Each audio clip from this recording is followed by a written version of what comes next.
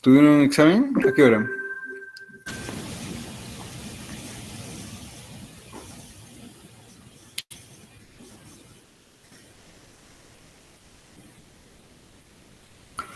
Ok.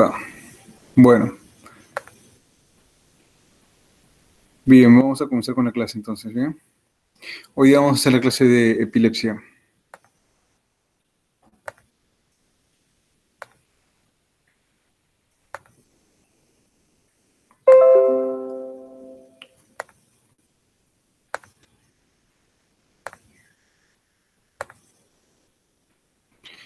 Bien, a ver, epilepsia.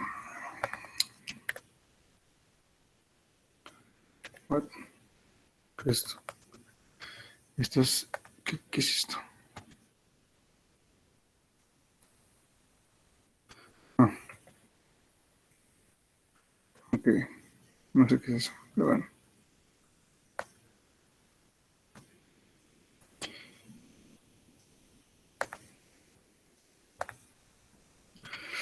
Bueno, la epilepsia ya, como ustedes saben, tiene diferentes definiciones, ¿verdad? Es un disturbio cerebral caracterizado por la predisposición persistente del cerebro para generar crisis epilépticas y por consecuencia alteraciones neurobiológicas, cognitivas, psicológicas y sociales. ¿Sí? Es la descarga o manifestaciones excesivas o hipersincrónicas de las neuronas cerebrales usualmente autolimitadas.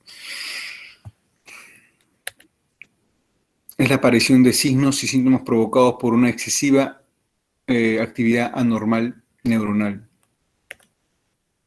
Entonces tenemos una definición de la ILAE, de epilepsia, de 2014, que define a las crisis epilépticas como, acá hay que poner mucha atención, ¿bien? Porque esto es lo que define epilepsia. Hay algunos otros datos que les voy a hablar sobre, en el transcurso de la clase. Son al menos dos crisis no provocadas o reflejas con más de 24 horas de separación. O sea, ¿esto qué quiere decir? Que son dos crisis, ¿sí? Como mínimo dos crisis, con una diferencia mayor a 24 horas entre una y otra, que no tenga una causa subyacente estructural.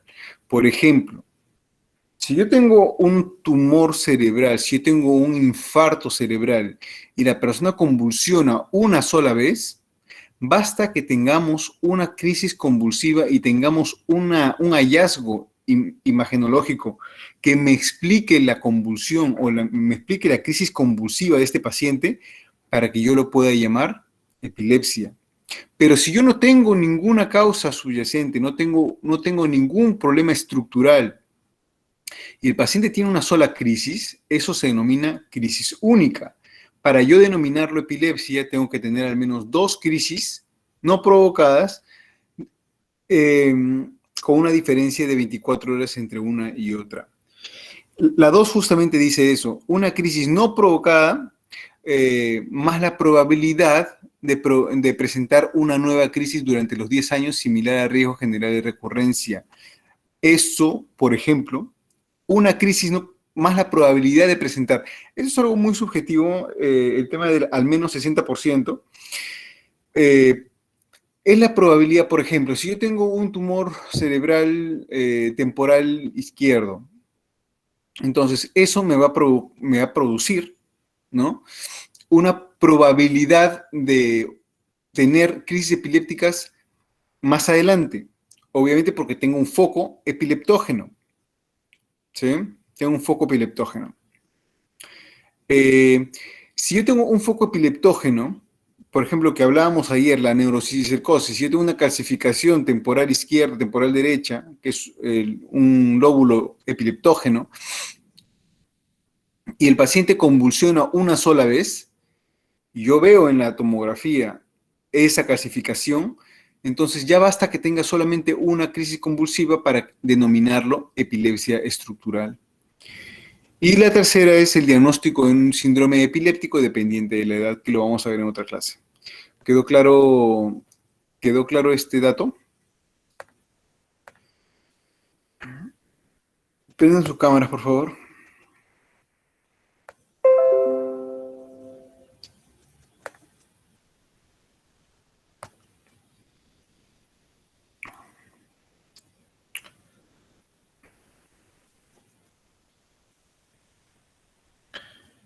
Quedó claro entonces. A ver,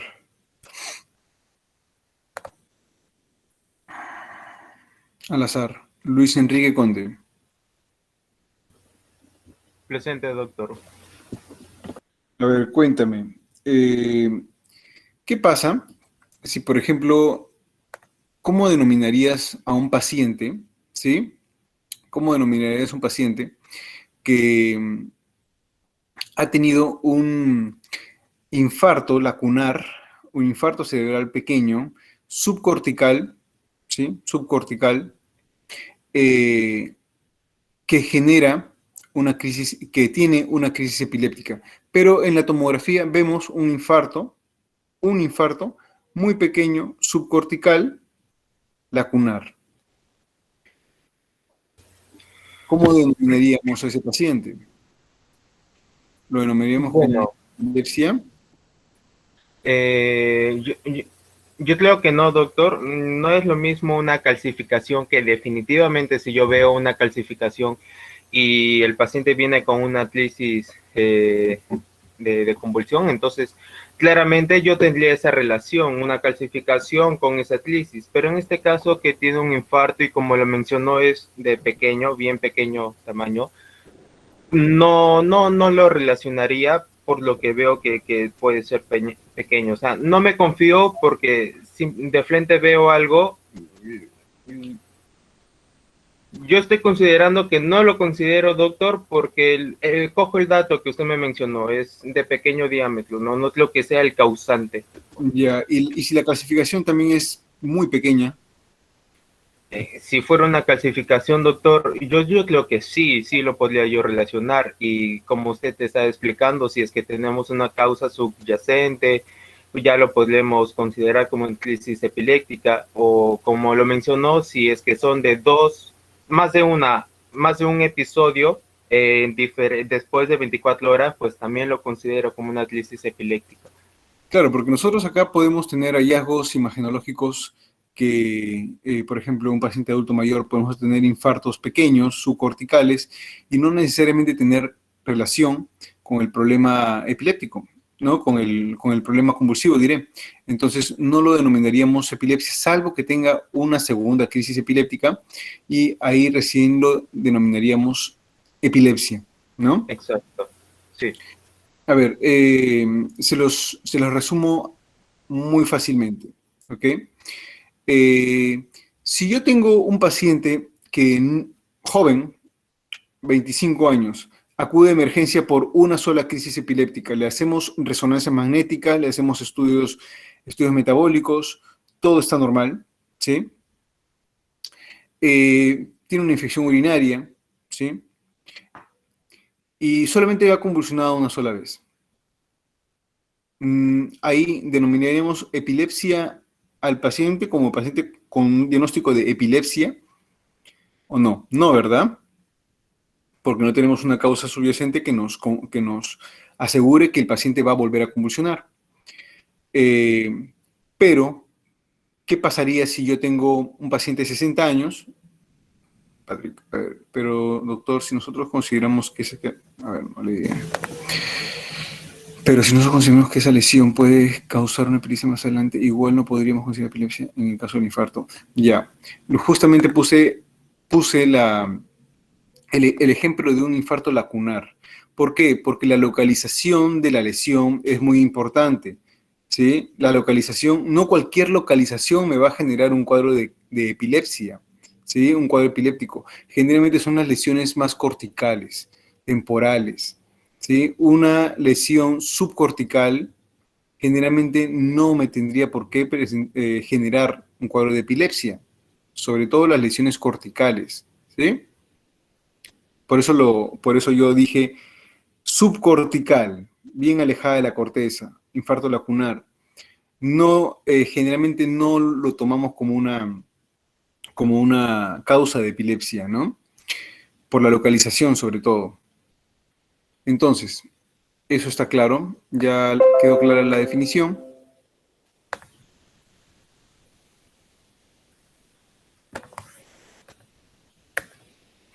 Se considera, hay un término no existe el término epilepsia curada, no existe ese término específico, pero sí existe un término de epilepsia resuelta. ¿Qué es una epilepsia resuelta? Es básicamente cuando nosotros tenemos un paciente, ¿sí? que tiene 5 años tomando medicación, tomando antipilépticos, sin sufrir una crisis epiléptica, ¿sí? Cuando pasan los 5 años, nosotros podemos ya iniciar, o sea, si tenemos 5 años y el paciente no convulsiona, ya podemos iniciar un retiro progresivo del medicamento anticonvulsivante hasta quizás suspenderlo después de 5 años de no haber convulsionado, ¿sí? Y, y si el paciente sigue sin convulsionar por 5 años más, sin tratamiento antiepiléptico, se denomina epilepsia resuelta, ¿sí? Recuerden ustedes que hay eventos y hay alteraciones anatómicas que me pueden generar un tratamiento antiepiléptico más prolongado. Por ejemplo, ¿qué pasa si yo tengo un meningioma, o si el paciente tiene un meningioma o tiene múltiples calcificaciones, ¿sí? Múltiples calcificaciones en ambos hemisferios? Entonces, ahí obviamente nosotros vamos a entender que las crisis epilépticas de este paciente no se van a resolver tan rápido y por lo tanto vamos a tener que tener un tratamiento mucho más prolongado. Pero ¿qué pasa si es un paciente que sufrió un cuadro de meningitis y convulsionó solamente una vez? ¿Sí? Convulsionó solamente una vez durante la hospitalización, pero tuvo el cuadro de meningitis. Entonces, ahí sí podríamos denominarlo como epilepsia, porque tenemos una causa subyacente que generó la crisis, que es la meningoencefalitis. Pero ¿qué pasa si este paciente no dejó ninguna secuela y pasan 2 años con el tratamiento anticonvulsivante, no convulsiona, pasan 3 años, no convulsiona, pasan 4 años, tampoco convulsiona, pasan 5 años y no convulsiona? Entonces ahí ya nosotros podríamos pensar en ir retirando el medicamento poco a poco, de forma progresiva, de forma escalonada. ¿Qué pasa si le retiramos el tratamiento al paciente y sigue sin convulsionar? 1 año, 2 años, 3 años, obviamente con monitoreo, ¿verdad? 4 años, 5 años, en total 10 años sin convulsión, 5 con medicación, 5 sin medicación. Entonces ahí ya se denominaría una epilepsia resuelta. ¿Qué pasa en el caso, por ejemplo, de un paciente que muchas veces veo que le retiran los medicamentos de forma temprana? A los 2, a los 3 años ya le van reduciendo la dosis de los medicamentos, porque obviamente tomar medicación anticonvulsivante no es un tema muy cómodo, que digamos. Entonces los pacientes a veces sugieren al médico: doctor, ¿no me podría ya ir bajando los medicamentos? Y quizá, bueno, sí, te lo podemos ir bajando. ¿Y qué pasa si, por ejemplo, llegamos al tercer año y le vamos retirando los medicamentos? ¿Y qué pasa si el paciente convulsiona nuevamente? Ahí tendríamos que comenzar nuevamente de cero, todo de cero. El paciente comienza nuevamente la cuenta regresiva desde ese momento de la primera convulsión. Por eso siempre nosotros tenemos que pedir la fecha de última crisis convulsiva, ¿sí? Y siempre tenemos que basarnos en esa fecha de crisis convulsiva. Siempre es un dato importante que tenemos que apuntar en la historia clínica, porque ese dato es el dato donde comienza nuevamente la cuenta regresiva, por así decirlo, ¿no?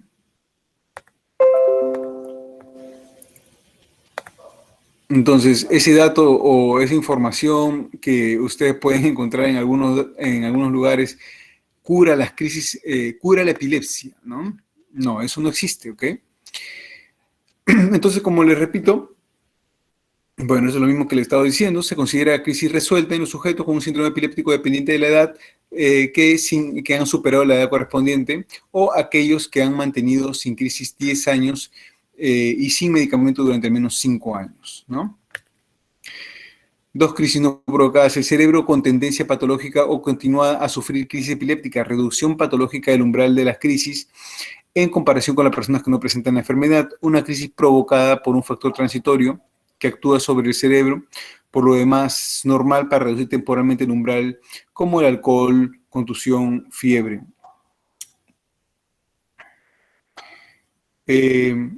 El término no provocada implica la ausencia de un factor temporal o reversible que reduzca el umbral y provoque una crisis en ese momento, no confundir con factores desencadenantes.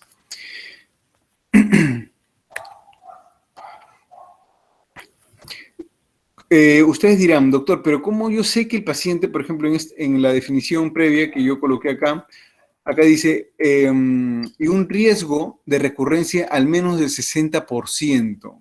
O sea, que yo tenga una causa estructural que tenga yo un mayor 60%. ¿Cómo yo puedo calcular ese 60%? Bueno, eso es un poco subjetivo, ¿no?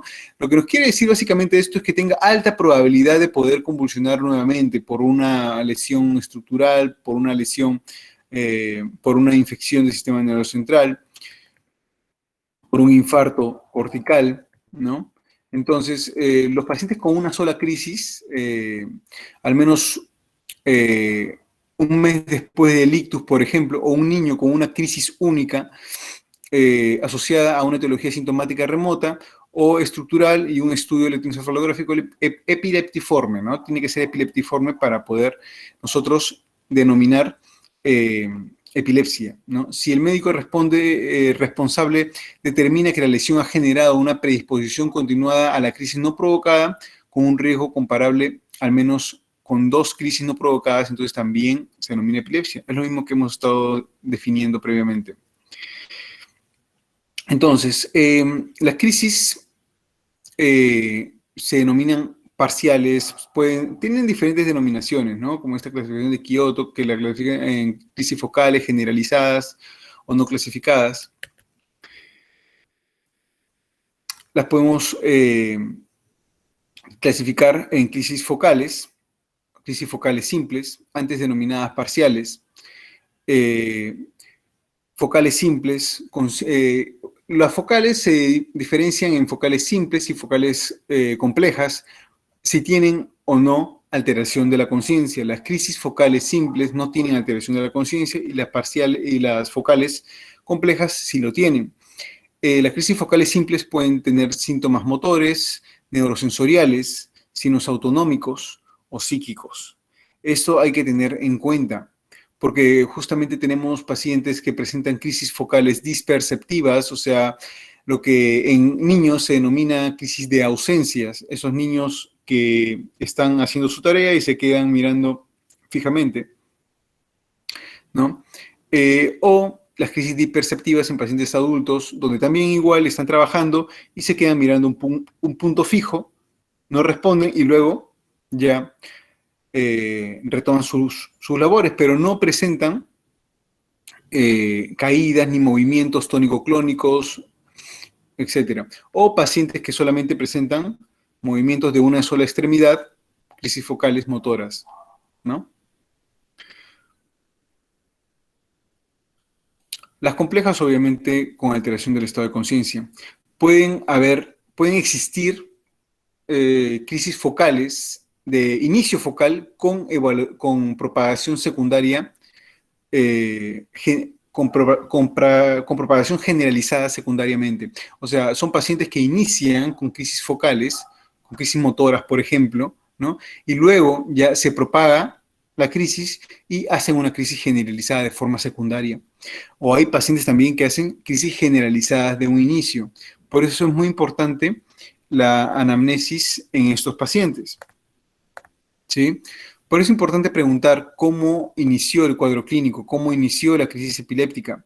Si la crisis epiléptica inició con un movimiento en una extremidad, si comenzó con movimientos orolinguales, si comenzó con una mirada fija, o si comenzó directamente con los movimientos tónico-clónicos. Es muy importante saber cómo estaban los ojos en ese momento, si estaban cerrados, si estaban abiertos totalmente, cómo estaban los puños, ¿sí? Están cerrados o abiertos, si hay relajación o no de esfínteres, si hubo un aura previa, o sea, si hubo una sensación que se puede describir como, por ejemplo, una aura epigástrica, o sea, una sensación de tensión en, en la región epigástrica que va ascendiendo.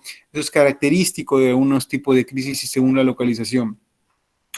Hay algunas crisis que son de diferentes tipos. Por ejemplo, las crisis frontales son mucho más, son crisis más conductuales, ¿no? Donde hasta el paciente puede tener comportamiento o movimientos pélvicos, agresividad, irritabilidad. El paciente puede generar también, puede agredir, ¿no? En ese momento de crisis epiléptica puede mostrarse muy irritable, ¿no?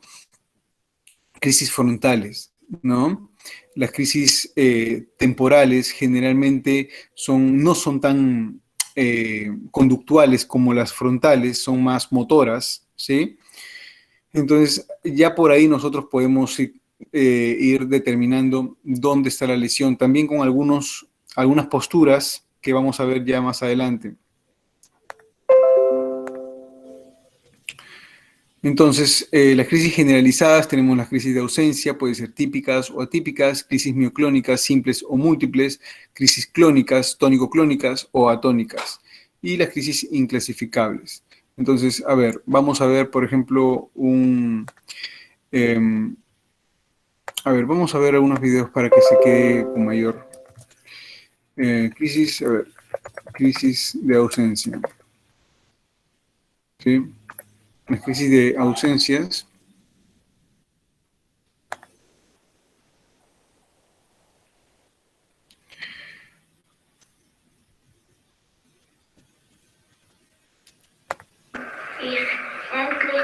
Acá está el electroencefalograma. Das 9-jährige Mädchen leidet an Absenzen. Es hört plötzlich auf zu lesen. Vean cómo cambia el patrón del electroencefalograma, ¿sí? Puntas ondas generalizadas. Eso es una crisis generalizada, porque ven que desde el inicio comienza en todo, bueno, básicamente en los lóbulos temporales, pero ven que se generaliza rápidamente, ¿verdad? Ven que se generaliza rápidamente, ¿no? Y miren el rostro. Voy a quitar el audio.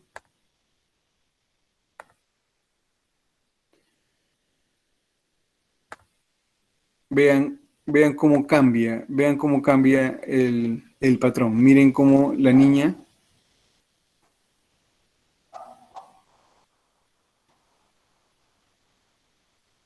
se queda mirando, parpadeando, se queda haciendo movimientos orolinguales y luego ya va remitiendo la crisis, ¿no? Vamos a ver si pasa algo más adelante.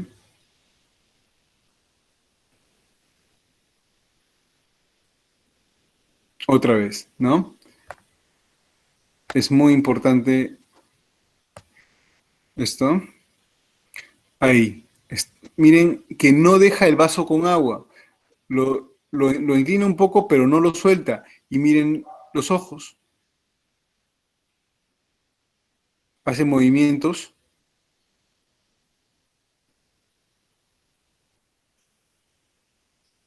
Como de masticación.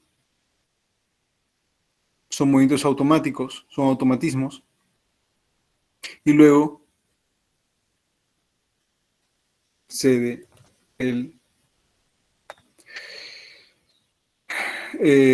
esa es una crisis de ausencia, ¿no? Es una crisis de ausencia en un paciente pediátrico.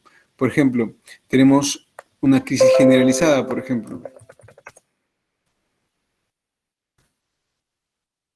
Doctor, ¿esa crisis de ausencia puede convertirse en generalizada? A ver, justamente lo que te comento, la crisis de ausencia es una crisis generalizada. Justamente por eso te comentaba, las crisis de ausencia son crisis generalizadas. Recuerda que las crisis generalizadas no son tanto por el movimiento, sino por el patrón electroencefalográfico. Bien, justamente por eso te mostré, ahí se mostraba el electro al costado para que tú puedas definir crisis de ausencias, son crisis generalizadas. Te voy a mostrar lo que es una crisis focal, ¿ok? Crisis focal. Simples y complejas, ¿ok? Una crisis focal simple. A ver, vamos a ver si encontramos. Tengo por acá unos videos de crisis focales, pero quiero ver si hay un video más interesante, más... A ver, vamos a ver si lo encontramos acá.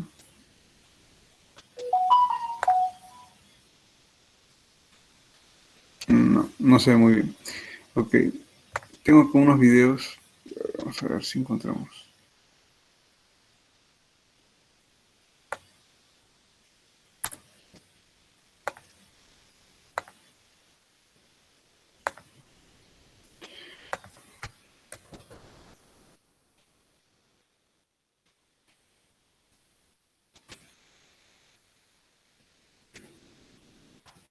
A ver, voy a buscar los videos que los tengo acá.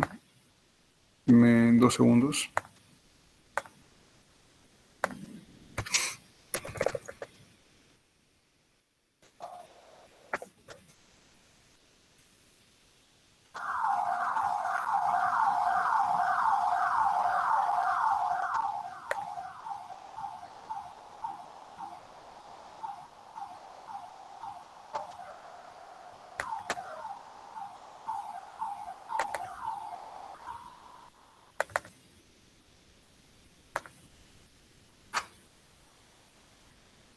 Doctor, Sí, mientras tanto, ¿le puedo hacer una pregunta?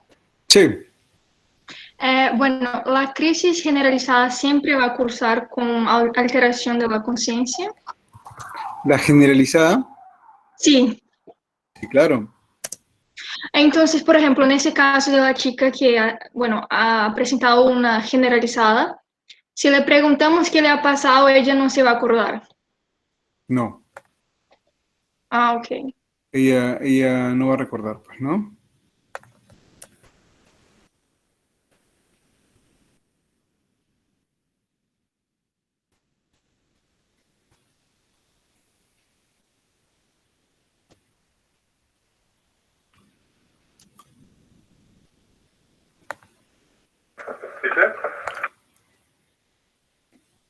A ver, yo tengo estos videos, pero vamos a ver.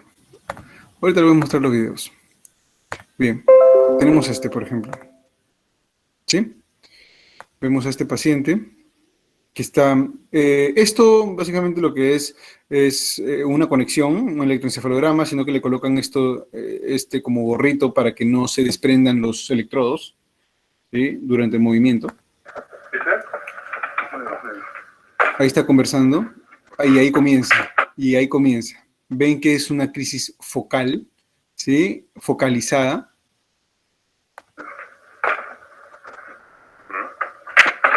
Movimientos automáticos.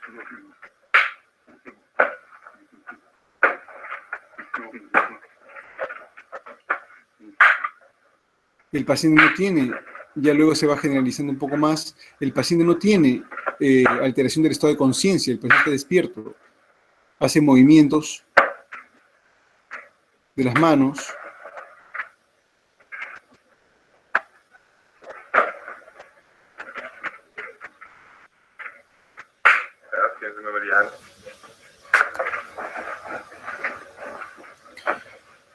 esos son ondas punta, ondas generalizadas.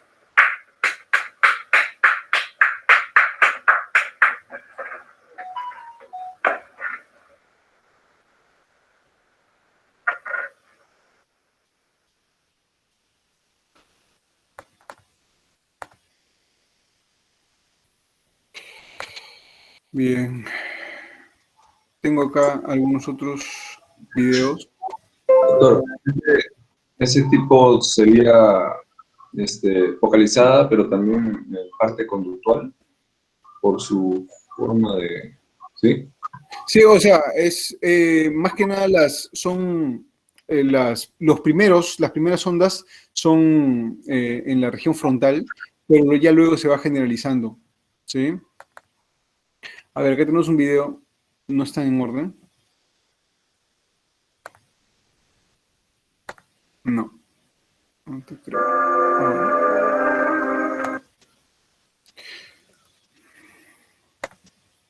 Creo que ese es el inicio.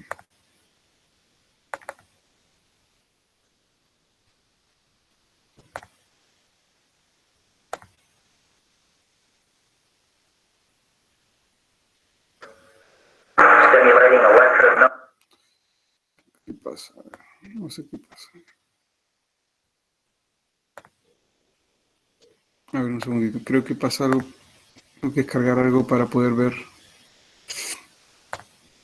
el video.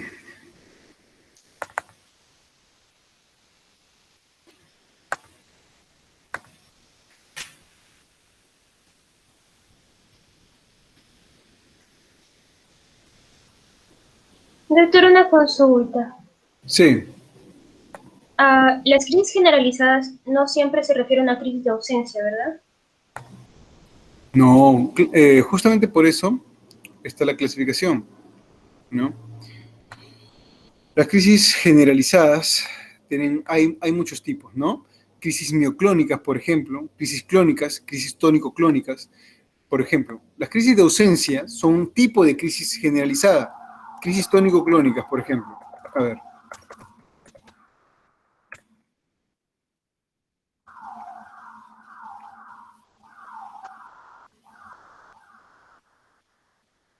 Acá le voy a dejar una crisis tónico-clónica un segundo.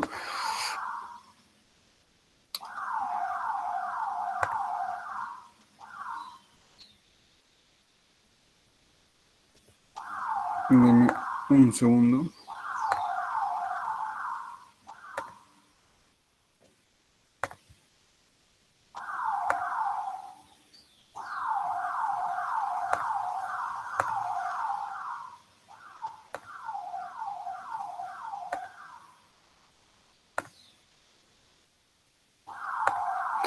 ¿Alguna pregunta?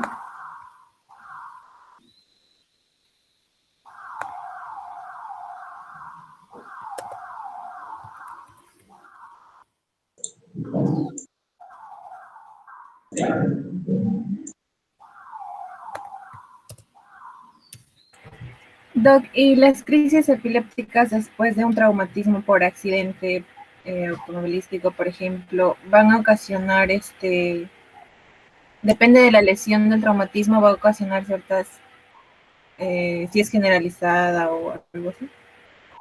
Mira, las crisis secundarias a un traumatismo craneal dependen mucho de la intensidad y la severidad del trauma. Si es un traumatismo craneal leve, ¿sí? Porque muchas personas me preguntan eso, doctor, acá está.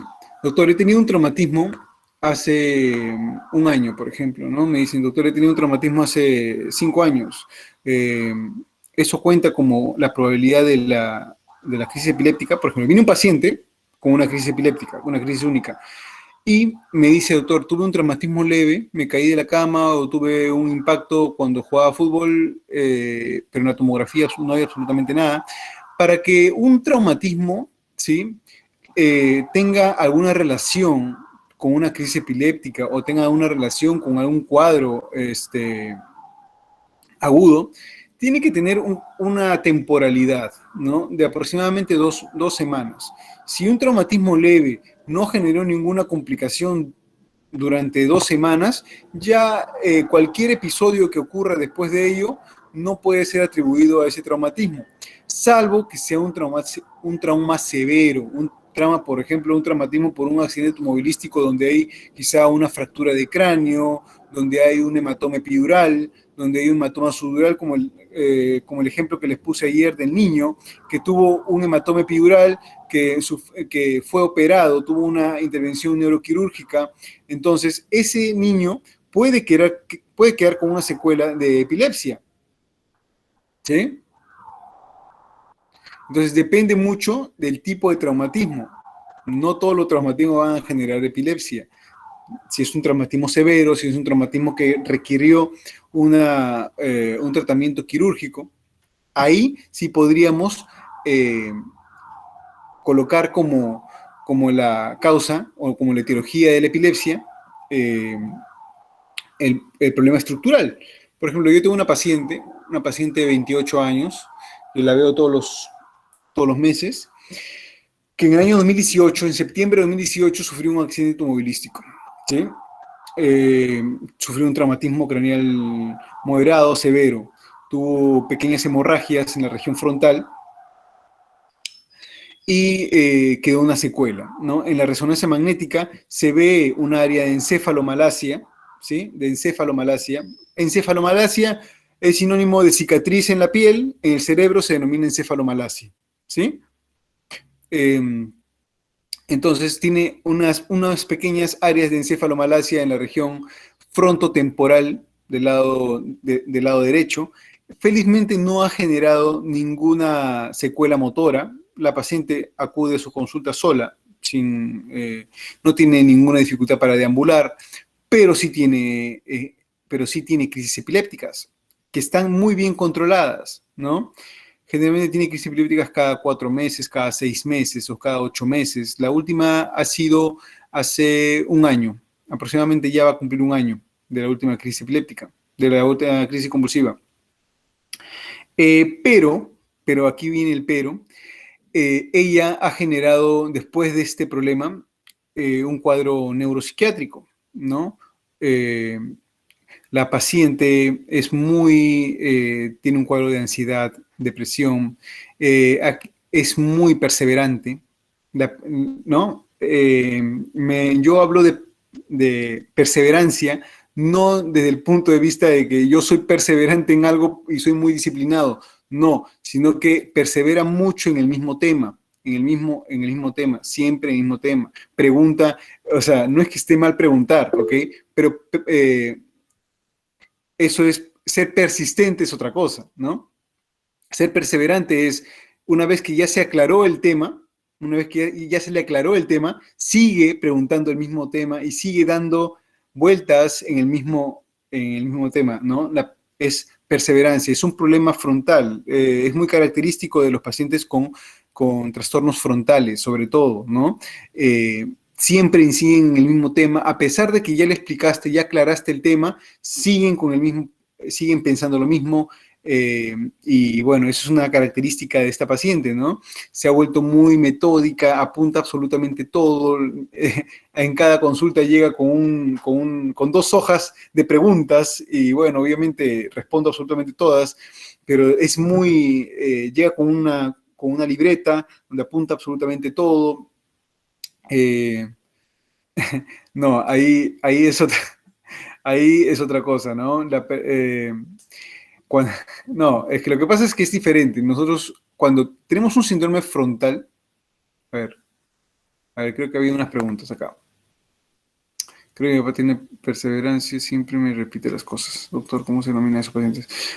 Miren, justamente, a ver, el lóbulo frontal, ¿sí? Se encarga de todo lo que tiene que ver con las respuestas emocionales, ¿sí? Con la mentalización, con la planificación, ¿no? Tiene que ver mucho con la inhibición, ¿no? La inhibición. Entonces, ¿qué pasa si yo tengo un paciente con una alteración frontal, ¿no?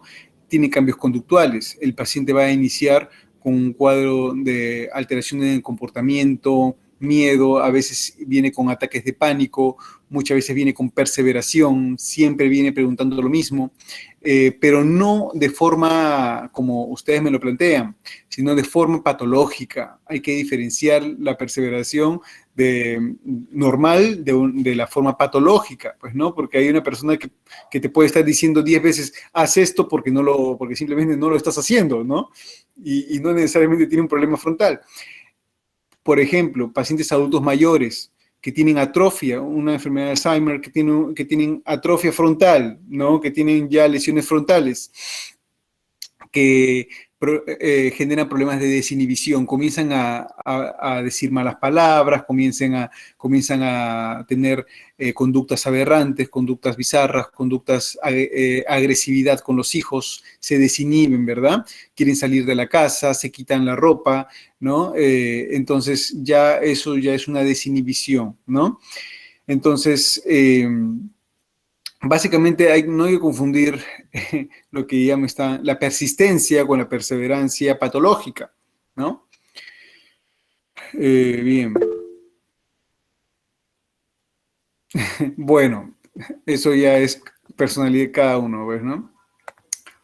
Si tu abuelito ha cambiado de conducta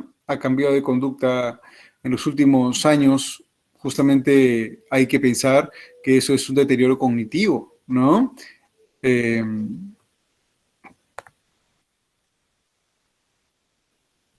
A ver, vamos a ver, ¿qué dice acá? Es que una lesión, anda, no. Bueno, no sé, o sea, perdió la vergüenza. Bueno, desinhibición, ¿no? Bien, entonces...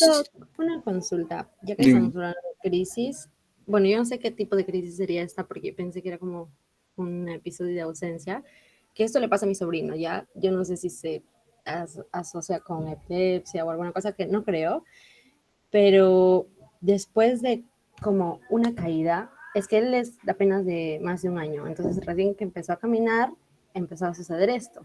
Se caía y se golpeaba la cabeza, pues empieza a llorar como súper fuerte y se va como una ausencia total y empieza a encogerse mucho. Entonces, así como, y depende del golpe, es como el tiempo que pasa como ausente. ¿Pero solamente cuando se golpea la cabeza? Sí, solamente cuando se cae, después de una caída. Entonces, bueno, no lo han llevado a ver todavía porque estaba todo esto de la pandemia, como recién empezó. Entonces, por ejemplo, hoy en la mañana pasó lo mismo. Él vino a visitarnos y se cayó del sofá, se golpeó la cabeza, mi hermana lo vio, entonces se golpeó la cabeza y empezó a llorar y como que se corta y solo empieza a encogerse y pues lo empiezan a jalar para que pueda poder respirar, ¿no? Y hoy, por ejemplo, duró como casi un minuto de ausencia. Bueno, ¿no? Entonces, eso es lo que me estás comentando, No sé cómo. tranquilamente puede ser una crisis epiléptica, ¿no? No necesariamente de ausencia, porque recuerda que una crisis perceptiva, una crisis atónica, pierdes el control simplemente y te desvaneces. Bueno, sí, requeriría evaluación, De ¿no? frente como a un neurólogo. Sí, tendrías que buscar un neurólogo, ¿no? Ajá, porque, o sea, cuando vuelve, por ejemplo, cuando empieza a llorar otra vez, lo hace súper despacito y es como todo ese tiempo ya está como medio somnoliento, así, súper. Bueno, con más razón, todo lo que me estás comentando tiene mucho sentido. Básicamente tendría que evaluarlo por un neurólogo, ¿no? Tendría que evaluarlo. Ya, Porque, esta sería una crisis que... no puedo definir eso porque hay que hablar mucho con la... Es que no se puede definir así. Siempre cuando nosotros estamos en consulta, la primera consulta, solamente en la definición del tipo de crisis, ahí nos demoramos como 20 minutos, solamente preguntando muchos detalles específicos de cómo están los ojos, cómo están las manos, cómo está la postura, cómo está el brazo. Si tienen un video mejor, si pueden grabarlo mejor, sería lo ideal, porque esto ya nos da una idea mucho más objetiva de lo que está sucediendo, ¿no? Pero, o sea, no podría yo definirla simplemente con los datos que me estás dando, ¿no? Tengo que hacer una exploración física, etcétera, etcétera, ¿no? Bastantes cosas. Pero a lo que voy es que sí necesito una evaluación. Sí, por lo que me comentas, sí. Sí, es muy desesperante. Gracias, doctor. Bien, entonces, vamos a ver. Acá tenemos una crisis tónico-clónica. Bueno, estos videos generalmente no se ven muy bien, ¿ya? Pero bueno, ejemplifican muy bien porque me muestran al paciente y me muestran al bioelectro.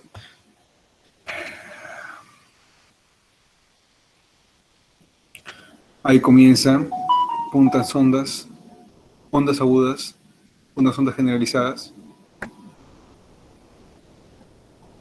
Miren el tipo de movimiento. Uy, no. Mejor vamos con los videos que tengo.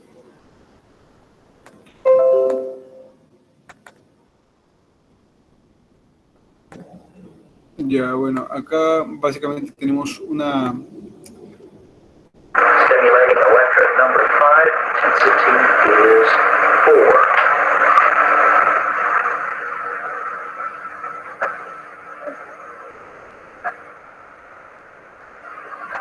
Ya, esta es la famosa postura del esgrimista. Estas posturas, justamente, ya vamos a ver, eso es más adelante. Mejor los videos los vamos a ver más adelante para que puedan entender mejor, porque vamos a ver que cada lesión, cada tipo de lesión en cada lóbulo va a generar posturas diferentes, movimientos diferentes, ¿sí? Lo que pasa es que no lo tengo acá, lo tengo solamente enumerado.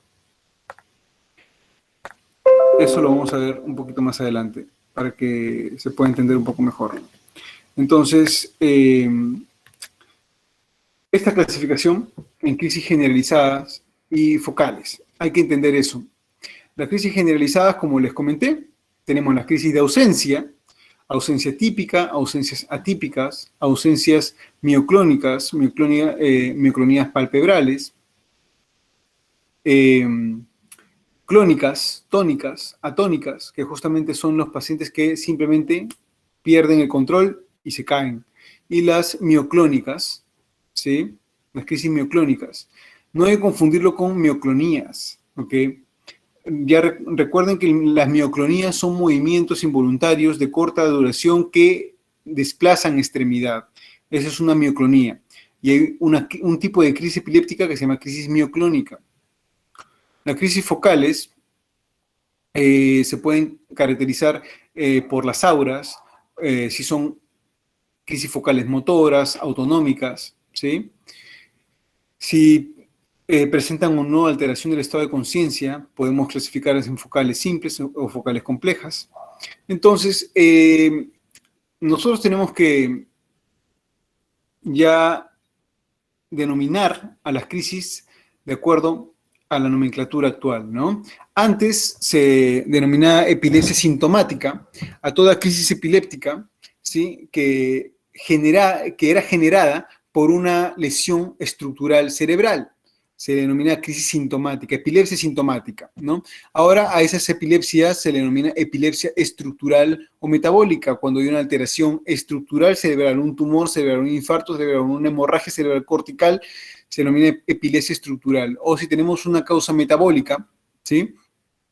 Que genera las crisis epilépticas, por ejemplo, una hiponatremia severa, una hipoglicemia severa.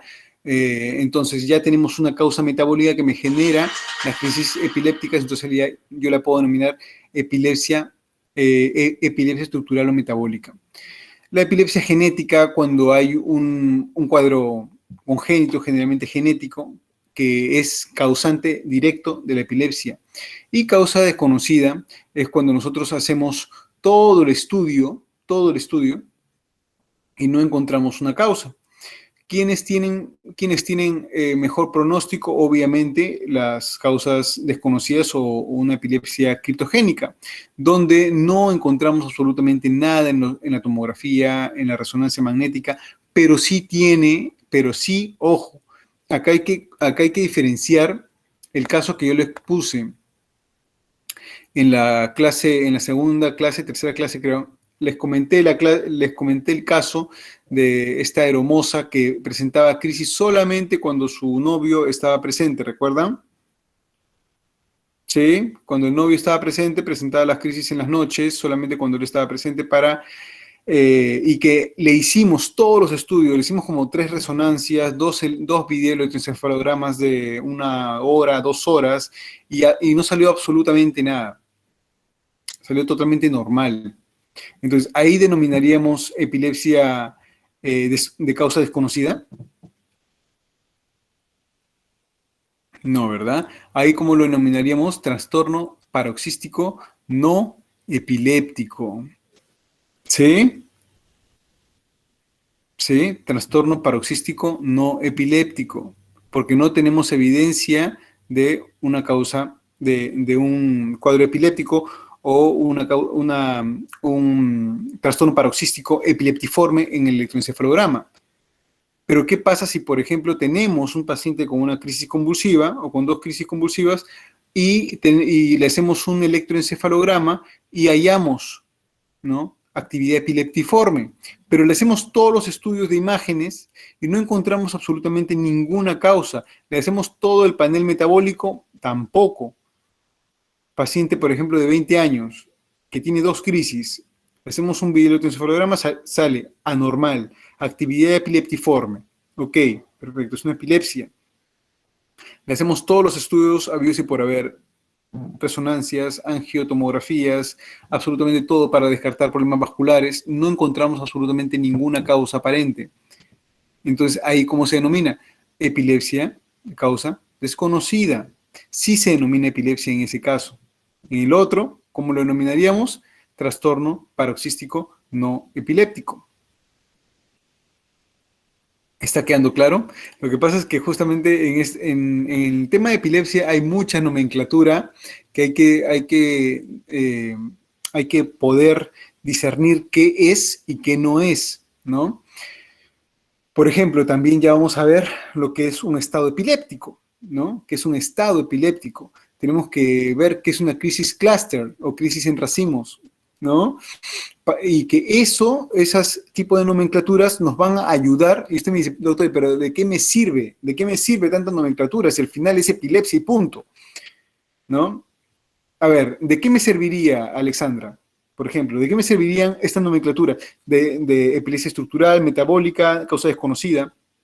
¿De qué me podría servir tanta nomenclatura si al final es un mismo diagnóstico, es epilepsia? Más que todo para dar un buen tratamiento. Un buen tratamiento, ¿no? Es básicamente para el pronóstico del paciente, ¿no? No es igual el pronóstico de un paciente con una lesión cerebral, ¿sí? No es igual el pronóstico de un paciente con un infarto cortical temporal.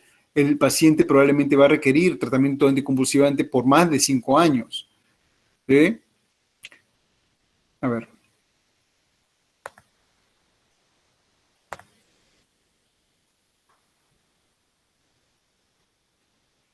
No, claro, para hacer diagnóstico de un trastorno paroxístico no epiléptico, no podemos hacerlo solamente con anamnesis. Tenemos que hacer justamente el estudio electroencefalográfico, un estudio prolongado, un estudio de 2 horas como mínimo, ¿sí? Tenemos que hacer estudios de imágenes para poder hacer toda la unión clínico-radiológica. ¿Sí? Porque si yo no tengo un estudio electroencefalográfico, yo no puedo determinar si tiene actividad epileptiforme. ¿Y yo cómo voy a comprobar que no es una epilepsia? Ojo, hay que tener mucho cuidado con estos estudios electroencefalográficos que duran 20 minutos, que duran 15 minutos, media hora, llamados mapeo cerebral. Yo no soy partidario de estos estudios del mapeo cerebral, porque son estudios muy cortos. La verdad, son estudios muy cortos y que no te dicen absolutamente nada, ¿sí? Para que un estudio electroencefalográfico tenga una validez, tenga un objetivo, ¿sí?, diagnóstico, por lo menos tendría que ser, tendría que ser de 1 hora. Generalmente yo pido electroencefalogramas, electroencefalogramas de 2 horas como mínimo, ¿no? Para poder, y obviamente con estímulos, ¿no? Por ejemplo, ¿cuáles son los estímulos que se hacen durante un electroencefalograma? ¿no? Se depriva el sueño del paciente, el paciente no duerme durante las últimas horas de la noche, el paciente tiene que, le pedimos que no tome la última dosis del anticonvulsivante, le pedimos, durante el estudio, le pedimos que hiperventile al paciente, estímulos luminosos, ahí el equipo de electroencefalograma tiene unas luces intermitentes, ¿sí? Unas luces LED que nosotros las controlamos ahí de acuerdo a la frecuencia de las luces. Le pedimos que hiperventile, le hacemos los estímulos luminosos, porque queremos justamente durante el estudio que se generen las crisis convulsivas para poder observar qué patrón tienen, si es focal, si es generalizada de un inicio, o si existe realmente un cuadro de epilepsia, ¿no? Entonces, el objetivo de un electroencefalograma no es simplemente hacerlo y que salga normal, porque a veces vienen pacientes a la consulta y yo les digo, bueno, con un cuadro de epilepsia, aparentemente, una crisis convulsiva, y les pregunto si se han hecho algún estudio, y me sacan un estudio de 30 minutos o de 20 minutos, donde y yo les pregunto, ¿y le hicieron alguna maniobra de activación? Como por ejemplo esas, ¿no? Hiperventilación, fotoestimulación. No, doctor, simplemente lo conectaron y esperamos 20 minutos y ya, ¿no? No sirve de nada. Lamentablemente no sirve de nada, ¿sí? Muchas veces hemos tenido que hacer, recuerdo que lo más largo que hicimos, bueno, cuando yo trabajaba en la Almenara, lo más largo que hicimos un estudio fue de 48 horas, ¿no? Tuvimos al niño, era un niño, ya tenía una epilepsia refractaria, básicamente para cirugía de epilepsia, se le estaba haciendo ese estudio para cirugía de epilepsia. 48 horas tuvimos al niño ahí, ¿no? Obviamente tiene que estar el papá, tiene que estar la mamá, porque ellos tienen que hacer cargo de tranquilizar al niño. Obviamente era un niño un poquito hiperactivo. Previamente ya el neuropediatra tenía que medicarlo para que esté un poquito más tranquilo, pero sin sobrepasar una medicación que me interrumpa o que me aplane las ondas eléctricas. Bueno, 48 horas. Tuvimos que estar así rotando médico tras médico. Creo que pasamos todos los médicos del servicio por ahí porque teníamos que estar ahí un par de horas, luego el otro 2 horas. Bueno, pero fue en un 48 horas de videoelectroencefalograma, ¿no? Justamente porque ese es el objetivo del electroencefalograma, que se visualicen, que se evidencien las crisis, ¿sí? ¿Alguna pregunta? Deme un minuto, voy a tomar un poco de agua.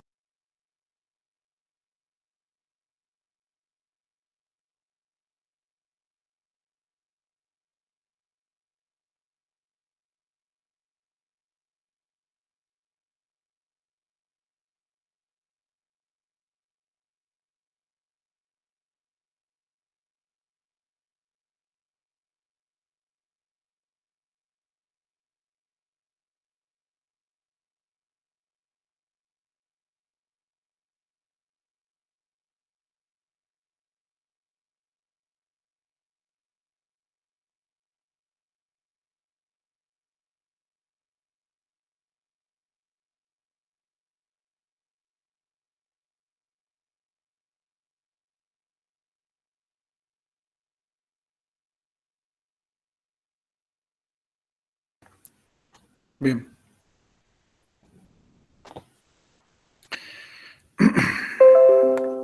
Entonces, como les comentaba, tenemos estas, generalmente son autolimitadas, algunas de las crisis son autolimitadas, fármaco sensible, altamente probable que se controle con la medicación.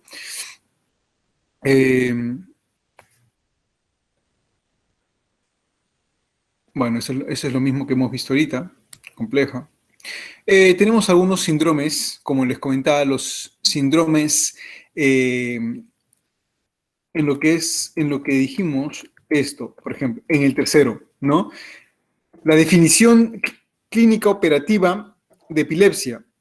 El tercero es un diagnóstico o síndrome epiléptico. Cuando tenemos un síndrome epiléptico, o sea, una epilepsia dependiente de la edad, por ejemplo, en el periodo neonatal, unas crisis veninas, un síndrome de Ohtahara, ¿sí?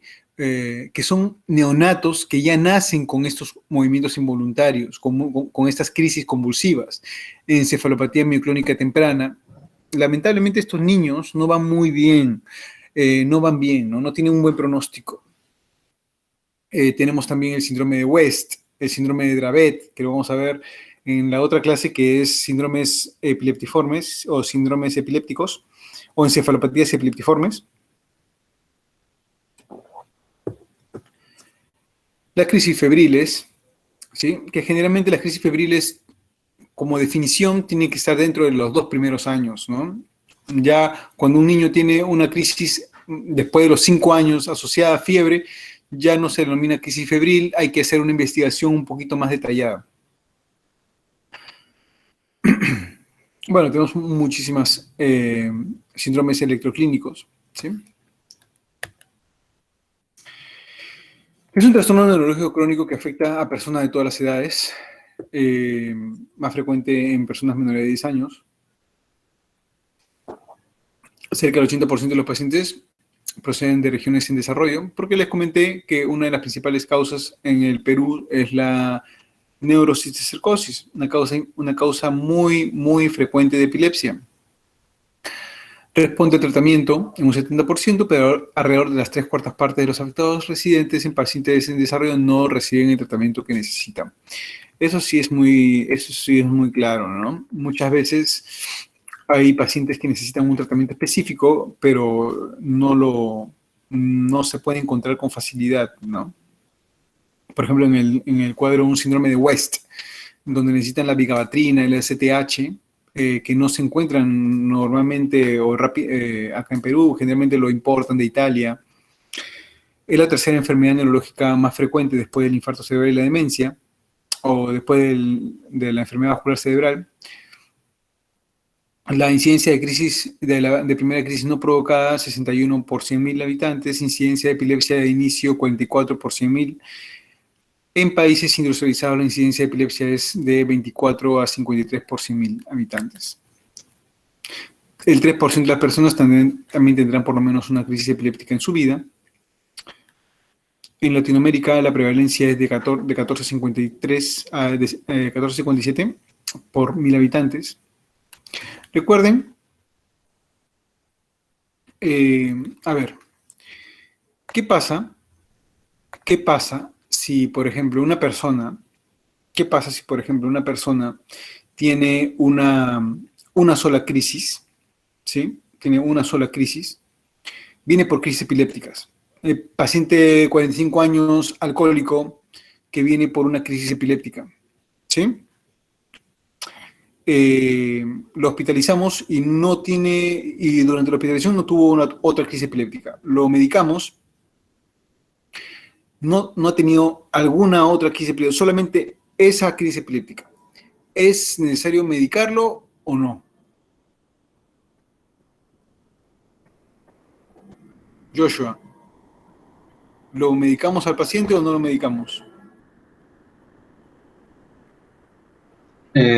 No, doctor. ¿Por qué?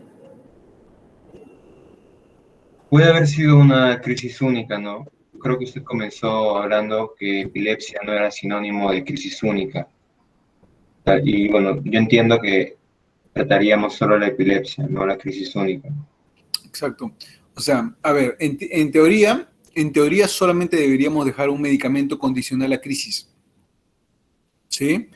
En teoría solamente deberíamos dejar si hacemos ya un estudio de imágenes, vemos que no tiene ninguna lesión cerebral y solamente ha convulsionado una sola vez, deberíamos solamente dejar tratamiento, teóricamente, solamente condicional a una nueva crisis, ¿no? Pero generalmente, bueno, en todos los hospitales ya les inician, de inicio ya viene con crisis, le inician con fenitoína generalmente, pues, ¿no? Es más, cuando vienen con estado epiléptico, los epaminizan, pues, ¿no? Les colocan fenitoína de 18 miligramos a 20 miligramos por kilo de peso, lo pasan en 250 cc en media hora, ¿no? Generalmente ya nosotros cuando llegamos a la interconsulta ya están o hepaminizados o ya están con fenitoína, ¿no? Aquí lo que toca ya no es retirarle el medicamento, no le vamos a retirar, no le vamos a suspender la fenitoína. Simplemente lo que hacemos es, ya si el paciente se ha resuelto, no ha presentado ni una crisis convulsiva, lo vemos por consultorio externo y le vamos reduciendo la fenitoína de forma paulatina, ¿no? En un par de meses ya le suspendemos la fenitoína rápidamente, ¿no? Si es que no ha presentado alguna otra crisis epiléptica y el paciente termina con el diagnóstico de crisis única. ¿Sí? Nada más. Pero no es que ya le suspendamos el medicamento así de forma brusca y ya, ¿no? Porque generalmente pasa eso. O sea, una cosa es lo que teóricamente tendríamos que hacer y otra cosa es lo que realmente se hace. Ya muchas veces nosotros vemos pacientes que están ya con medicación cuando nosotros ya los vamos a ver. No sé si me dejó entender. Entonces ahí hay que simplemente tomar las actitudes terapéuticas correspondientes. Si no tenemos ninguna alteración electroencefalográfica, no tenemos ninguna alteración por resonancia magnética, entonces simplemente ahí le vamos disminuyendo la dosis y quizás se la retiramos en unos meses, ¿no? Doctor, yo tengo una duda. La crisis única, bueno, suponiendo que tuvo su crisis única, se la trató y ya se quitó el medicamento, fue una crisis única. Pero dentro de 10 años tiene otra crisis, se le denominaría como una segunda crisis para poder tomarlo como paciente epiléptico o... No, claro que no, pues, ¿no? Porque ya hay un tiempo muy prolongado, ¿no? En 10 años pueden ocurrir muchas cosas. En 10 años puede ese paciente haber tenido un infarto cerebral, en 10 años ese paciente ha podido tener una infección del sistema nervioso central, en ese paciente ya es otra historia, ¿no? Lo contaríamos como una crisis única nuevamente. Y si ese paciente ya en 10 años le hacemos una resonancia magnética y vemos ya una lesión, por ejemplo, un infarto cerebral, ya no sería una crisis única, ya sería un cuadro de epilepsia estructural. Cambia, ¿no? Cambia con el tiempo, la definición en un mismo paciente. ¿Sí? ¿Cuánto tiempo tendremos que esperar para poder dar ese cambio, ¿no? No hay un tiempo definido, ¿no? Es que no hay un tiempo definido, hay que individualizar cada caso, ¿sí? Tendríamos que individualizarlo. Si, por ejemplo, pasan 5 meses, tiene una crisis y luego tiene una segunda crisis en 5 meses, podríamos tomarlo en cuenta, ¿no? Porque todavía está en un tiempo, no hay un límite, no hay algo escrito sobre el tiempo específicamente, pero podríamos tomarlo en cuenta dependiendo de la característica de la crisis, del momento de la crisis. Si la crisis inicial tiene relación, la característica de la crisis es similar, ¿no? Y se da y también tenemos que ver muchas cosas, tenemos que ver en qué situación se ha dado, cómo se ha dado, ¿no? Si ha habido signos reales, ¿no? De una crisis epiléptica, si ha tenido relajación de esfínteres, si no ha tenido relajación de esfínteres, si ha tenido mordedura de lengua, las características, si ha sido grabado o no, si vemos un video del paciente o no, ¿no? Entonces ahí vamos a definirlo. Todo es que, a ver, en neurología, como en cualquier rama, no es tan sencillo como, por ejemplo, una pregunta muy general que ya podemos dar un diagnóstico con unos datos solamente, ¿no? Muchas veces a mí me dicen, doctor, por favor, puede ver una tomografía y me envían un video al WhatsApp, me dicen, doctor, ¿qué es? ¿Qué le parece? ¿Cuál es el diagnóstico? No, pues, o sea, a ver, en primer lugar, ¿qué edad tiene el paciente?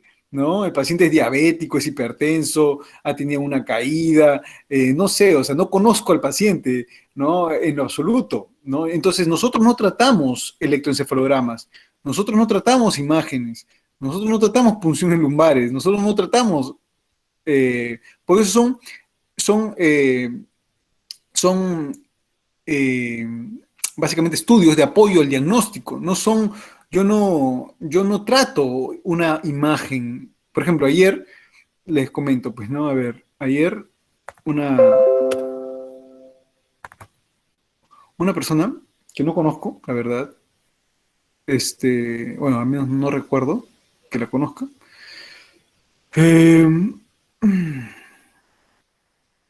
¿Dónde está? A ver. ¿Dónde está?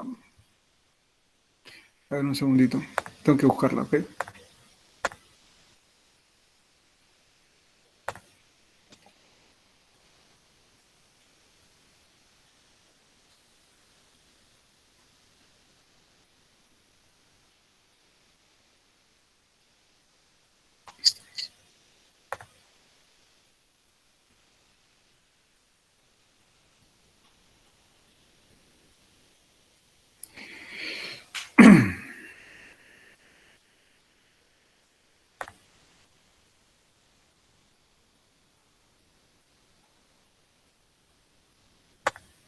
Bueno, a ver, ¿qué está?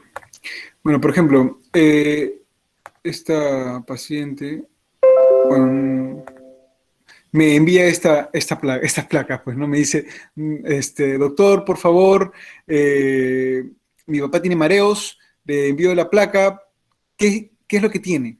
Entonces, wow, bueno, yo obviamente vi la placa, ¿no? O sea, vi las placas, las vi con mucho detenimiento, veo que tiene una atrofia, cambios tróficos de acuerdo a la edad. Ven acá atrofia frontal, veo acá atrofia temporal, veo acá una megacisterna magna, ¿no? O un quiste aranoideo cerebeloso, retrocerebeloso, o es denominado una megacisterna magna, ven acá. ¿Qué más veo? Pero miren, acá, por ejemplo, yo sí veo solamente esta, que es en la que me enfoqué. Veo acá una hipodensidad, ¿no? Pero yo me puedo dejar influenciar por esto, pero yo después vi que esta región estaba más hipodensa, ¿no? Estaba más oscura, no sé, habrá sido un problema del lugar donde ella colocó, y sí, ¿no? Porque mira, acá creo que es una cortina donde ella coloca acá, acá está más oscuro que acá, ¿verdad? Entonces, por lo tanto, toda esta zona se ve más oscura, ¿no? Se ve como una hipodensidad. Entonces, si yo doy un diagnóstico, a lo que voy, si yo me dejo llevar o guiar por una imagen vista por el WhatsApp, entonces yo puedo cometer un error diagnóstico, ¿no? Yo no puedo simplemente decirle, oye, mira, sí, es un infarto, acá tienes una hipodensidad, ¿no? No, pues olvídense, nunca hagan eso, ¿no? Nunca hagan eso, ¿no? Entonces, pero sí me llamó la atención acá esta hipodensidad de este lado. Entonces simplemente le dije, a ver, tómame una foto más dirigida a, bueno, me mandó otras imágenes, sí, vemos cambios tróficos, córticos, subcorticales. Vemos acá, a ver, ¿qué más podemos ver? Vemos acá que tiene ya algunas lesiones microisquémicas en región insular, pero nada del otro mundo. Yo le dije, hazme una imagen más detallada sobre esta, ¿no? Y me mandó, pues, ¿no? Entonces, yo acá veo, y el paciente venía con vértigo, justamente vértigo. Entonces, yo veo acá ya una imagen como que se delimita, a diferencia del otro lado, donde puedo ver hasta las folias, ¿no? Veo acá las líneas del cerebelo, ¿sí? Veo acá los surcos del cerebelo, pero acá, miren, acá no veo nada, acá veo todo borrado, hay una mala diferenciación córtico-subcortical. Entonces, acá yo no veo ninguna línea, no veo ni una raya. Ven acá cómo ven las cisuras, las folias justamente cerebelosas. Ven acá las líneas ¿no? Cerebelosas. Acá no veo nada. Entonces, el paciente, yo le pregunté, ¿cómo está tu papá? ¿Tiene algún síntoma? Sí, tiene mareo. Entonces ahí yo no le dije que tenía un infarto, le dije, mira, mejor hazle una resonancia magnética con protocolo de difusión, yo la veo el día martes, o sea, mañana, pues, ¿no? Entonces, a lo que voy es que nunca den un diagnóstico si no tienen la historia completa, ¿sí? Si no han evaluado a un paciente, si solamente tienen un estudio de electro o si solamente tienen la clínica. Justamente para eso sirven estos estudios, para hacer toda una asociación clínico-radiológica o clínico-laboratorial y poder dar un diagnóstico final, pues, ¿no? ¿Sí? Bien. Alteraciones genéticas, canalopatías, alteraciones de metabolismo que influyen en la estructura o función de las neuronas, alteración de la migración neuronal. Y las adquiridas, obviamente, hay una lesión originada por traumatismos, infecciones, alteraciones cerebrovasculares, tumores, enfermedades degenerativas, o favorecidas por un sustrato genético, provocan cambios en las neuronas del foco que aumentan la excitabilidad, lo que los hace que generen una hipersincronía.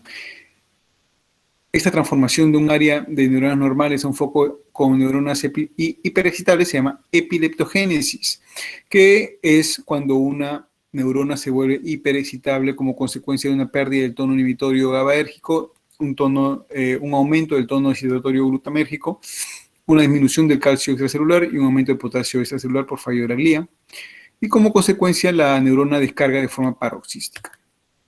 Entonces tenemos zonas, ¿no? La zona irritativa, la zona de inicio, la zona sintomatogénica, la zona lesional, ¿no? Entonces, por ejemplo, acá tenemos una esclerosis mesial temporal, característica. Esclerosis mesial temporal, causa frecuente de epilepsia refractaria, ¿ok? Entonces, la zona irritativa es donde se producen las descargas paroxísticas. La zona de inicio es donde justamente, obviamente, se inician las crisis, pero no necesariamente la zona de inicio de la zona sintomatogénica. La zona sintomatogénica es donde se propaga y genera el síntoma. Y la zona lesional, alteración estructural.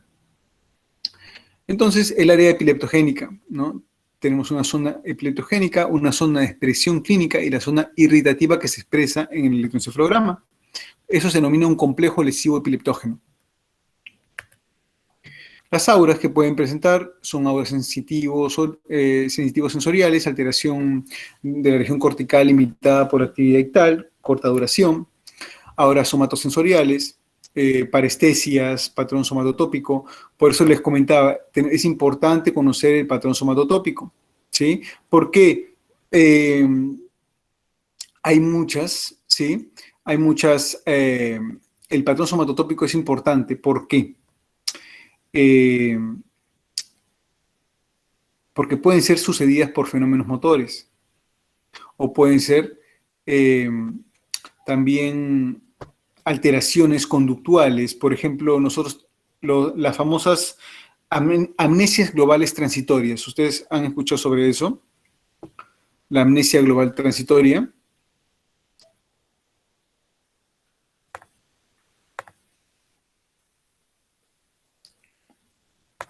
A ver, al azar. Patrick Villarreal. Sí, doctor. Si ¿Sabes le qué soy es una- sincero, yo no escuché sobre las amnesias. Ok, Nicole Méndez.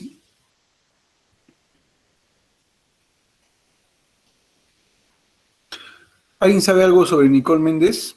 Que le ha llamado desde creo que la primera clase y nunca ha respondido, o respondió en la primera clase nomás, creo.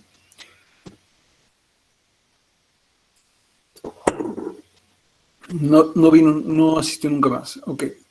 Nicole Monteiro.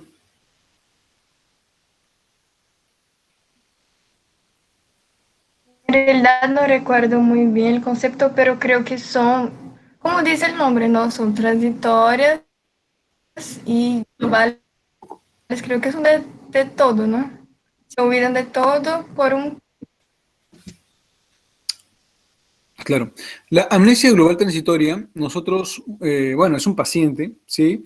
Que de un momento a otro nos dicen, doctor, no sé cómo regresé a mi casa. Yo solo recuerdo que estuve en el mercado haciendo las compras y de ahí solamente me acuerdo que llegué a mi casa y estaba sentado en el sillón. O, por ejemplo, pacientes que de forma súbita, ¿sí? Están en casa y no se acuerdan absolutamente nada. No se acuerdan su nombre, no se acuerdan el nombre de la persona con la que están, no se acuerdan dónde están, no saben dónde están, ¿no? Y pasados los minutos o las horas, recuperan ya la memoria, recuperan la ubicación. Entonces, eso es una amnesia global transitoria. Las amnesias globales transitorias muchas veces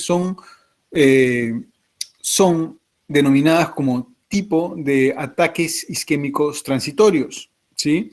Muchas veces son confundidos con crisis disperceptivas, ¿no? Muchas veces son confundidas con crisis epilépticas porque donde el paciente se pierde, ¿no? El paciente pierde conexión. Entonces, una amnesia global transitoria más que con una crisis disperceptiva está más relacionada con un ataque isquémico transitorio. Entonces, tenemos auras parestésicas, requiere un patrón somatotópico, obviamente, señal localizadora, aura dolorosa, ilusiones somatosensitivas. Las auras visuales igual, destellos coloridos, no estáticos, auras auditivas, bueno, son más raras. Las auras olfatorias, sí, básicamente región periamedialina o basal frontal, frecuentemente asociados a fenómenos gustativos. Auras autonómicas, la famosa aura epigástrica, ¿sí? Que son auras abdominales, que son básicamente molestias abdominales como que ascienden, ¿no? Los pacientes refieren, tengo una molestia como que asciende, una aura epigástrica, característico de la región mesial temporal. Hay que diferenciarla de las crisis autonómicas. Pueden también haber funciones cardiovasculares, sudomotoras, vasomotoras, termorreguladoras y gastrointestinales. También, como les comenté, hay auras con fenómenos complejos que incluyen sentimientos experimentados a lo largo de la vida, como auras afectivas, como sensación de miedo. El paciente dice antes de la convulsión le da una sensación de miedo, amígdala, ¿no? Auras amnésicas, déjà vu, jamais vu, ¿no? Auras alucinatorias o ilusorias.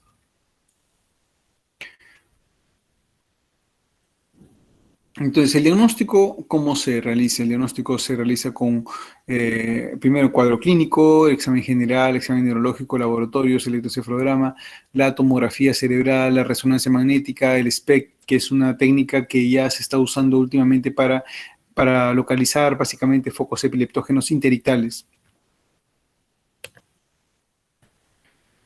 Entonces, si tenemos el diagnóstico de una primera crisis tónico-clónica generalizada, si tenemos antecedentes de mioclonías, ausencias o parciales, hay que valorar el riesgo recurrencia para iniciar el tratamiento antiepiléptico. Eso es lo que les comentaba. Si no tenemos alguna otra alteración, si no tenemos valorar el riesgo de recurrencia, ¿no? Valorar el riesgo de recurrencia. Si yo veo que ha sido una crisis secundaria por una intoxicación alcohólica, el paciente ya depuró todo el alcohol, está sobrio, la probabilidad de otra crisis convulsiva si no consume nuevamente alcohol es mínima, entonces justamente ahí se valoraría si se continúa a largo plazo el tratamiento o simplemente no. Diferir el tratamiento hasta la confirmación diagnóstica de la epilepsia con una segunda crisis epiléptica. Pero si tenemos ya crisis de ausencia o crisis parciales anteriormente, ya se inicia, o si tenemos de inicio una lesión estructural, se inicia el tratamiento antiepiléptico. ¿Sí? Riesgos y beneficios del tratamiento de una primera crisis convulsiva. El riesgo de recurrencia global es de 35-45%, pero factores que aumentan la probabilidad de recurrencia son historia familiar de epilepsia, anomalías neurológicas, anomalías epileptiformes, ¿no? Una lesión en neuroimagen, justamente por eso lo que les comentaba. Entonces, las crisis estructurales básicamente son un traumatismo craneal, justamente la relación temporal. Eso es lo que me preguntaba, no recuerdo quién me preguntaba, pero para un trauma craneal tiene que haber una relación temporal durante las primeras 2 semanas generalmente, ¿no? Incluye, bueno, acá sí hay excepciones, ¿no? Cuando hay una cirugía intracraneal, hematomas sudorales, se acepta ya un intervalo más prolongado, justamente lo que también me comentaba. Si yo tengo un paciente que convulsiona una primera vez, pero se hace una cirugía para tratar este traumatismo craneal, una cirugía por un hematoma, etcétera, se puede permitir un tiempo más prolongado de la segunda crisis, ¿no? Y no necesariamente vamos a tener que esperar para una segunda crisis para iniciar un tratamiento anticonvulsivante. Se inicia porque ya tiene una cirugía intracraneal. Acá el tema es básicamente que no tenemos que esperar una relación temporal tan corta, ¿sí?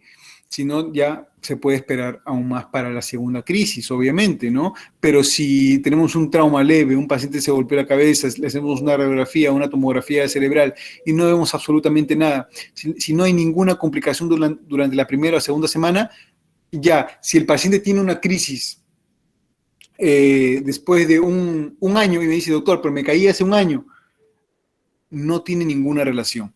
A lo que voy es esto. Si el paciente tuvo un traumatismo craneal severo por un accidente automovilístico y no presentó una crisis epiléptica, ¿sí? Pero se le hizo una cirugía por un hematoma y nunca presentó crisis y presenta una crisis después del año, esa crisis sí está relacionada a esta cirugía, a este hematoma, a este traumatismo severo. No sé si me estoy dejando entender. ¿Sí? A ver, sí es cierto. Esto no. A ver, de forma muy aleatoria. Rebeca Márquez.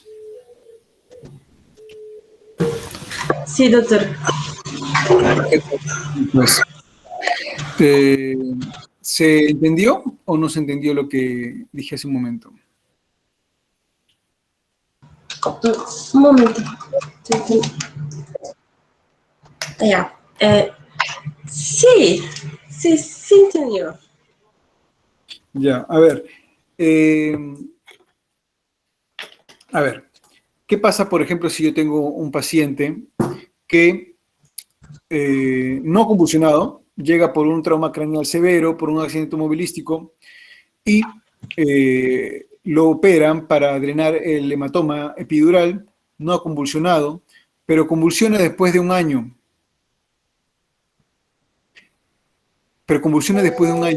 Lo denominas epilepsia.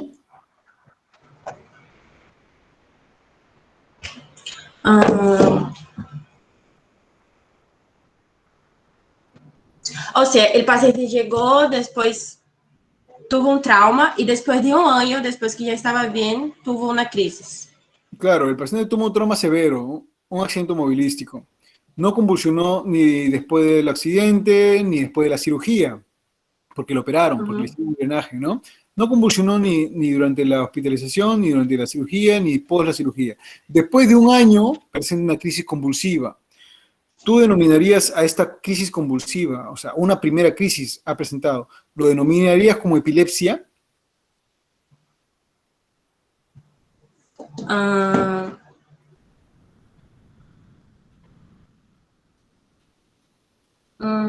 No. No. ¿Alguien da más, alguien da menos? Álvaro. Porque fue solo una crisis única, ¿no? Porque fue solo una crisis. A ver. Única, ok. Claro. A ver, Rebeca. Claro. Pero recuerda algo. Fue una crisis Puede solamente. ser, pero puede... A ver, claro, pero quiero ordenar esto. Rebeca, es que tienes que quedar claro que el paciente, si bien es cierto, tuvo una sola crisis, pero ya tiene una secuela posquirúrgica. Tuvo un trauma craneal severo, tuvo un hematoma, tuvo una cirugía intracerebral, lo que obviamente ha dejado una secuela estructural. Entonces, ¿qué dijimos? Si yo tengo una crisis, pero tengo ya una secuela estructural, inmediatamente yo lo denomino epilepsia. Caso contrario y caso diferente, que si yo tengo un trauma leve, un paciente se golpeó la cabeza hace un año, simplemente se cayó y se golpeó la cabeza, le hicieron una resonancia magnética, tomografía, normal, no tuvo ningún problema, se fue con analgésicos a su casa y presenta una convulsión en un año. ¿Lo denominarías epilepsia, Rebeca?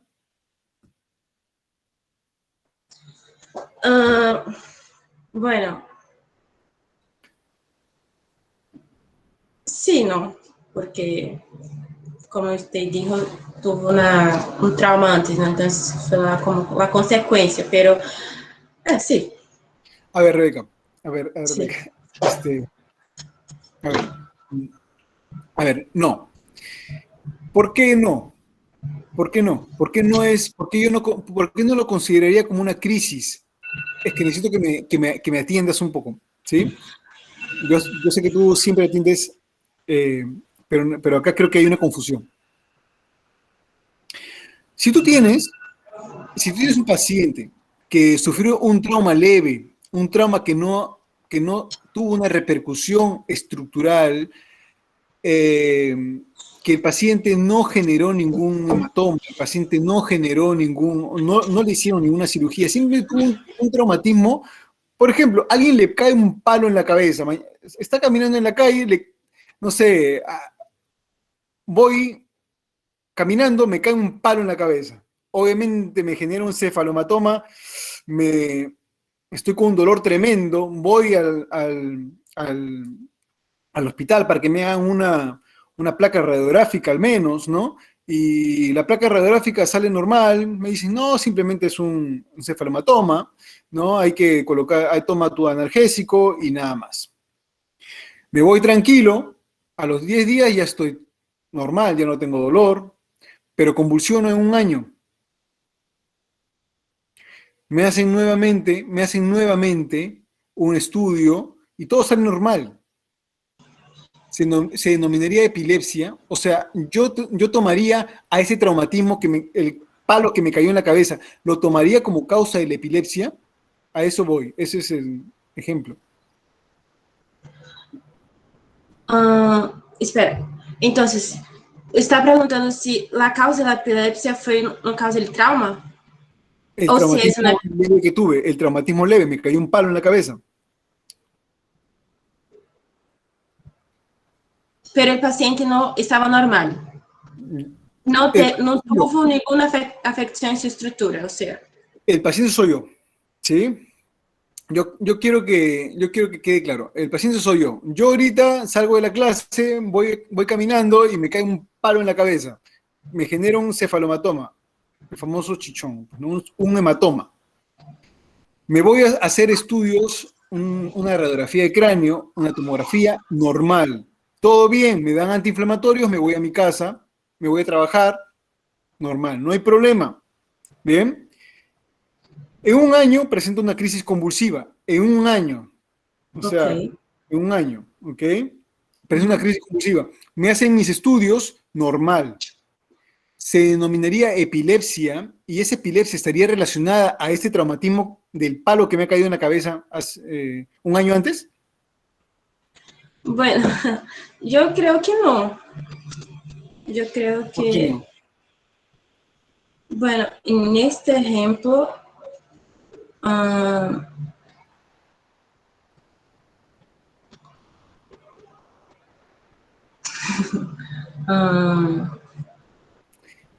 Te la puse un poco difícil, me parece.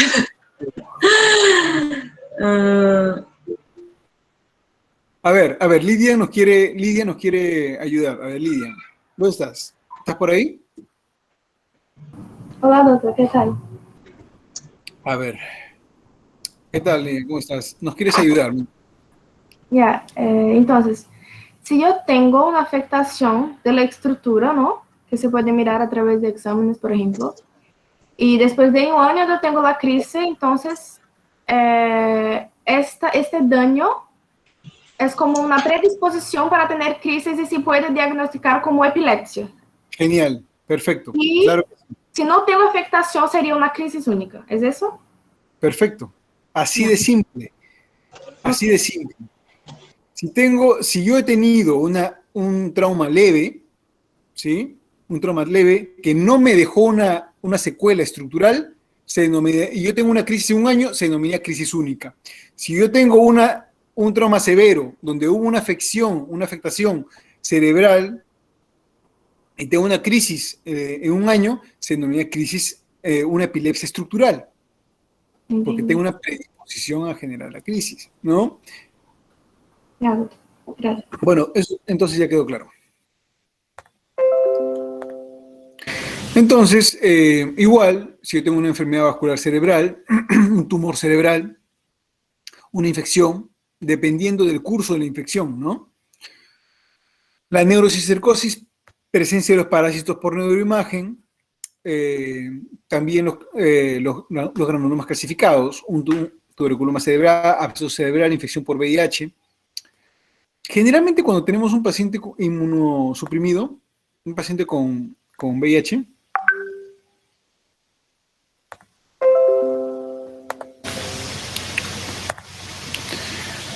ya.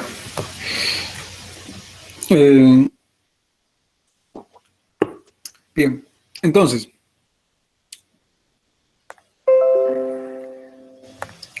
¿en qué iba?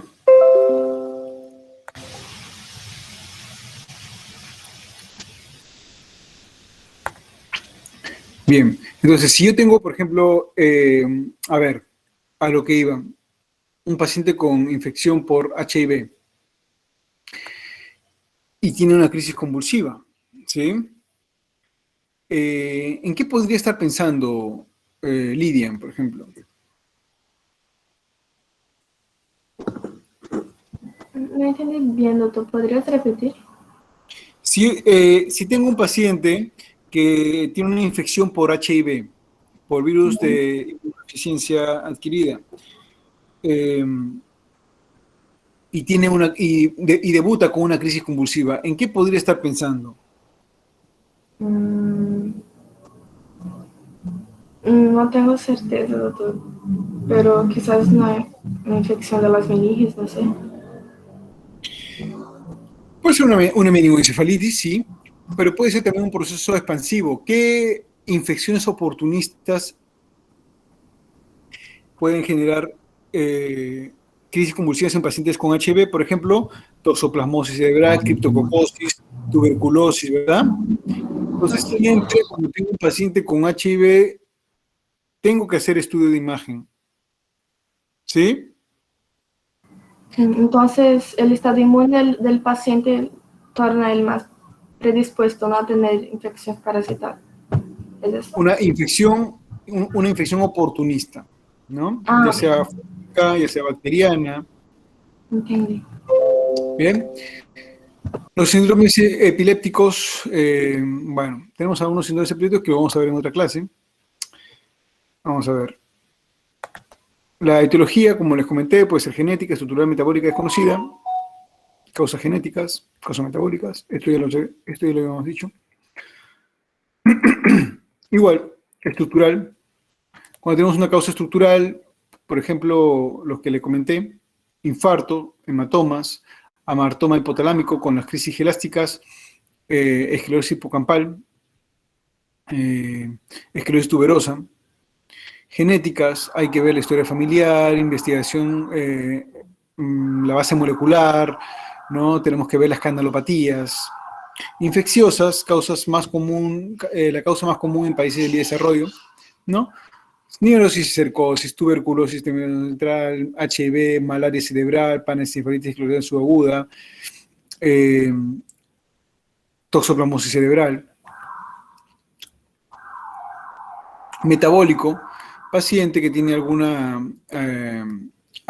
causa de fondo, genética, metabólica, ¿no? Inmunológica, como ya habíamos comentado, y desconocida, epilepsia del lóbulo frontal, sobre todo. Bueno, a ver, acá. Las reglas para clasificar la crisis. El inicio, es importante saber si es de inicio focal o inicio generalizado. Estado de conciencia, ¿sí? Si es focal simple o focal compleja. El predominio inicial, clasificación de una crisis focal por su primer signo o síntoma prominente.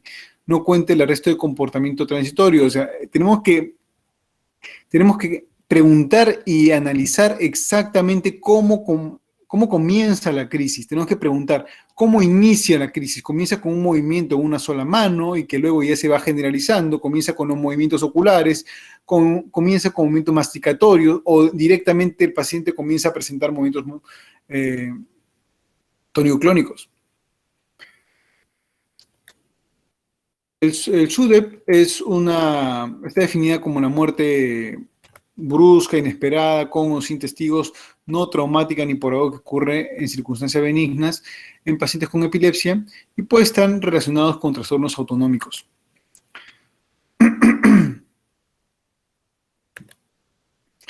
Habría un compromiso de la función respiratoria y cardíaca después de las crisis tónico-clónicas, sobre todo nocturnas, en pacientes con monitoreo en video electroencefalograma. Básicamente estaría causado por una hiperactividad parasimpática posterior a la crisis. Entonces, nosotros tenemos que hablar de antiepilépticos y tenemos que hablar de algunas dianas terapéuticas, ¿no? En la actualidad se considera que los principales mecanismos de acción de los antiepilépticos son la inhibición de los canales de sodio y los canales de calcio T del tálamo, la facilitación del tono GABAérgico y la inhibición del tono glutamérgico, pero también se han descrito otros mecanismos como la activación de los canales de potasio, inhibición de los receptores GABA-B o los receptores AMPA, kainato. Entonces tenemos los diferentes receptores GABAérgicos, glutamérgicos, y ahí es donde van a actuar algunos de los anticonvulsivantes, ¿no? Receptores GABA. Entonces tenemos algunos inhibidores, por ejemplo, de los canales de sodio, inhibidores de canales de calcio L, inhibidores de canales de calcio N, PQ, calcio T, como por ejemplo de sodio tenemos el fenobarbital, las benzodiazepinas, tenemos también las carbamazepinas, la gabapentina, la motrigina, la oscarbamazepina, la fenitoína, ¿no? Entonces, el valproato, ¿no? Muchas veces cuando nosotros damos fenitoína con valproato, a ver, no es que no se puedan dar juntos, ¿ok? Porque siempre vemos pacientes que están con fenitoína o valproato. No es que no se puedan dar juntos. Sí hay una alteración en la farmacocinética de los fármacos si lo damos juntos, porque van a ir a inhibir al mismo canal. Entonces, si yo doy fenitoína con valproato, estoy dando dos medicamentos que van directamente al mismo canal de sodio. Por lo tanto, voy a tener una competencia. Entonces, los niveles de valproato se van a elevar y los niveles de fenitoína van a caer. Entonces, no voy a tener una sinergia. Pero no es que el paciente vaya a ir mal si damos estos dos medicamentos. Recuerden una cosa. O sea, a mí, cuando llevé clase de farmacología de neuro, a mí un docente me comentó y me dijo, nunca des fenitoína con valproato porque inhiben al mismo canal de sodio. Nunca. O sea, en la medicina no hay un nunca, ¿no? Muchas veces tenemos pacientes que ya vienen siendo tratados con fenitoína y valproato. Y van perfecto, y van muy bien, ¿ok? Y van muy bien, ¿sí? ¿Qué pasa si un paciente viene con ese medicamento, viene con fenitoína y viene con valproato a mi consulta y básicamente para control? Le tengo que cambiar de medicamento porque los dos inhiben al mismo canal. Arnold, ¿qué opinas?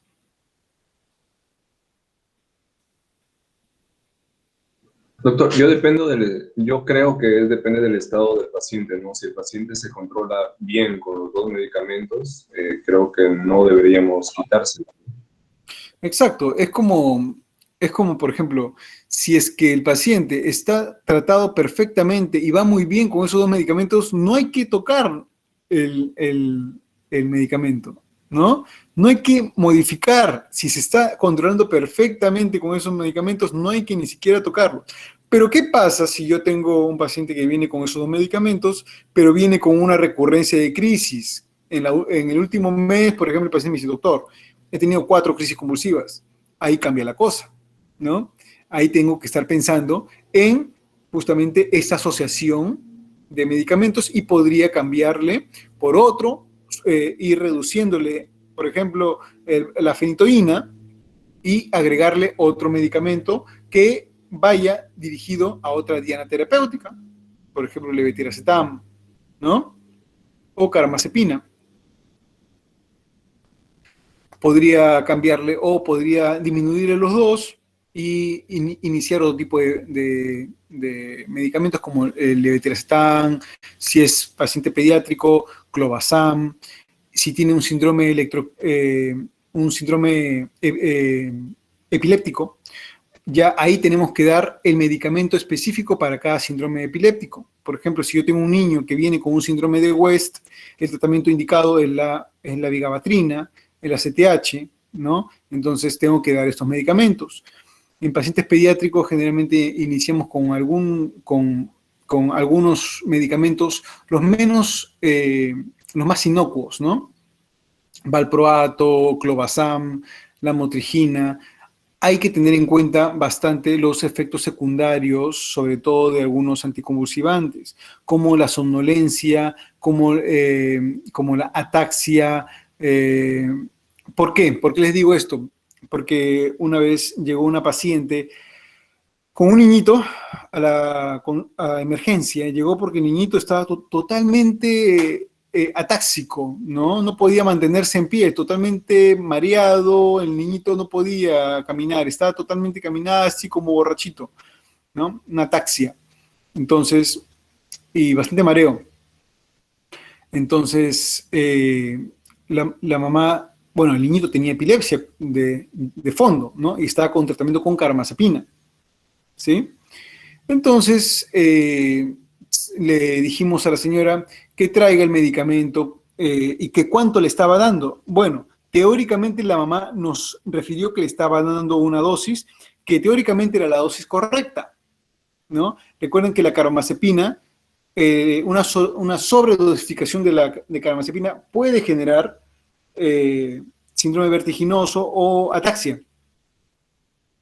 Entonces, aún así, hidratamos al niño y le pedimos a la mamá que nos traiga el medicamento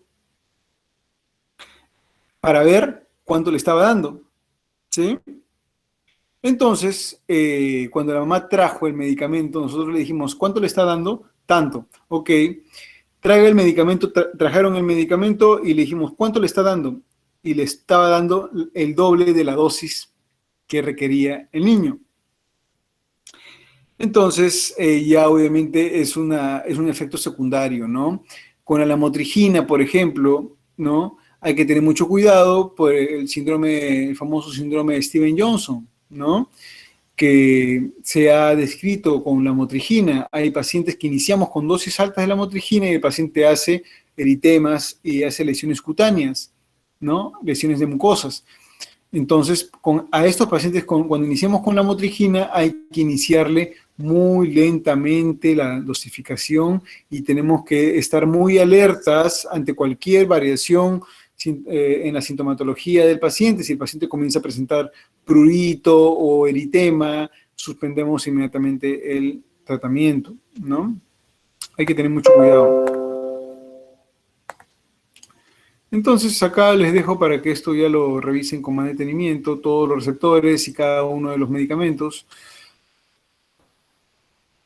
Entonces, todas las dianas terapéuticas, ¿no?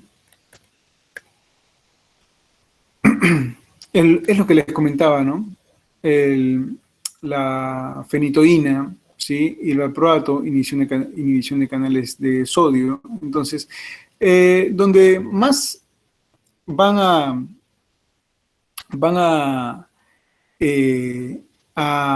afectar o van a trabajar algunos de los medicamentos son en la inhibición de los canales de sodio.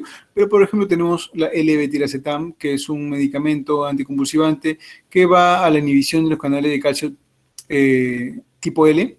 Entonces, podríamos nosotros combinar alguno de los medicamentos con levetiracetam o podemos dar levetiracetam de forma en monoterapia y también va muy bien. O la oscaramazepina de forma en monoterapia y también va muy bien. Generalmente cuando nosotros queremos dar medicamentos, ¿sí? Dar medicamentos que se potencien, tenemos que dar medicamentos que trabajen solamente en dianas terapéuticas diferentes, ¿no? Como por ejemplo carbamazepina con la motrigina, porque también inhibe los canales de calcio, o levetiracetam con fenitoína, por ejemplo, también, o con carbamazepina. Pero generalmente el levetiracetam lo podemos dar en monoterapia, así como una carbamazepina también lo podemos dar en monoterapia. Bueno.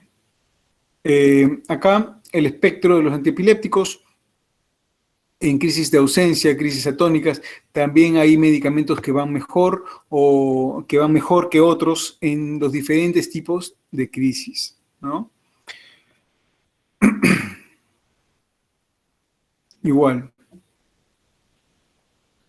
¿no? Más para crisis de ausencia, más para crisis focales, más para crisis refractarias, ¿no? Como les comenté, crisis refractarias parciales en niños, sobre todo la lamotrigina va muy bien, ¿sí? La oscarbamazepina en crisis parciales va muy bien, ¿sí? En crisis de ausencia la lamotrigina va bien. Entonces, hay diferentes fármacos que van mejor en algunas crisis que en otras, ¿no?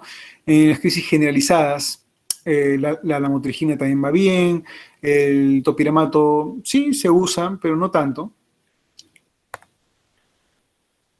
Igual acá, ¿no? Bueno. Eso es lo que les comentaba.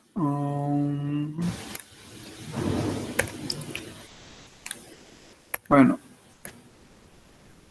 Algunas reacciones adversas, como les comentaba, ¿no? La carbamazepina, las más frecuentes, la ataxia, ¿no? La diplopia, leucopenia, hiponatremia, ¿no? Por eso también hay que ver con qué medicamento está el paciente. Anorexia síndrome de Stevens-Johnson, ¿no? Hay que tener en cuenta estos fenómenos. La fenitoína generalmente no lo damos en personas jóvenes. ¿Por qué? Porque genera alteraciones básicamente cosméticas, hiperplasia gingival, hirsutismo, por eso que evitamos dársela en mujeres jóvenes, ¿no? El valproato puede generar náuseas, molestias abdominales. Como les comentaba, la lamotrigina, ¿sí? Hay que comenzarla muy lentamente por el síndrome de Stevens-Johnson. La carbamazepina hay que ver la neutropenia, hipersensibilidad, somnolencia.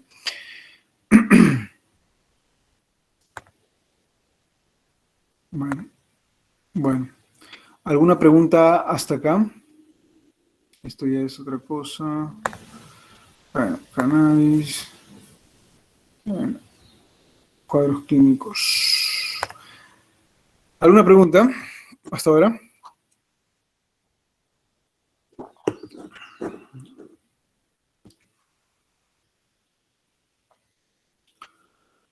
¿Alguna pregunta?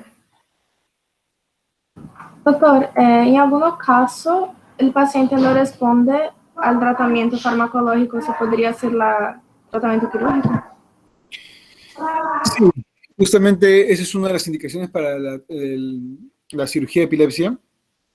Es cuando nosotros ya damos tratamiento antiepiléptico, damos más de cuatro medicamentos antiepilépticos y el paciente aún así no controla las crisis, ¿sí? El paciente recurre por estatus epiléptico, ¿no? Ya nosotros ahí tenemos que pensar en una cirugía de epilepsia, pero cuando se piensa en una cirugía de epilepsia, hay que tener muchos factores. Por ejemplo, si tenemos un solo foco epileptógeno, si tenemos una crisis focal, que el foco epileptógeno es un foco específico, evidenciado, claro está, con el electroencefalograma. Si en el electroencefalograma tenemos solamente un foco y tenemos también un foco estructural, entonces ahí sí el paciente sería candidato a una cirugía de epilepsia, ¿sí? Pero ¿qué pasaría si, por ejemplo, el paciente tiene múltiples calcificaciones de neurocisticercosis en ambos hemisferios cerebrales y sus crisis son generalizadas? ¿Ahí la cirugía de epilepsia me ayudaría? Muy poco, ¿verdad? Muy poco, ¿sí? Ahí me ayudaría muy poco porque tengo múltiples focos. Entonces no voy a resecarle absolutamente todos los focos al paciente, eso sería muy, muy difícil, ¿no? Entendi, doutor. ¿Alguna otra pregunta?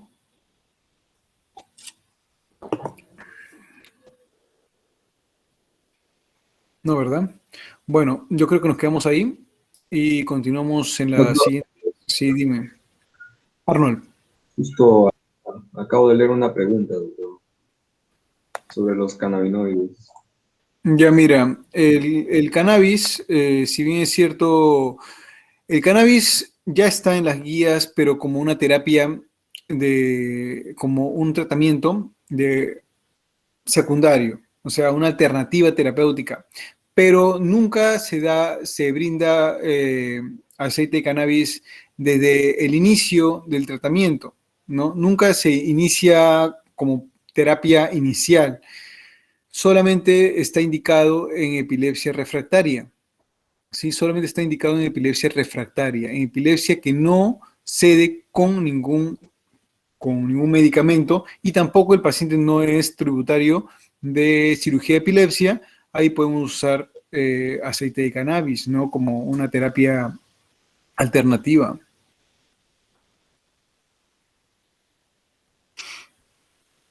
¿Alguna otra pregunta?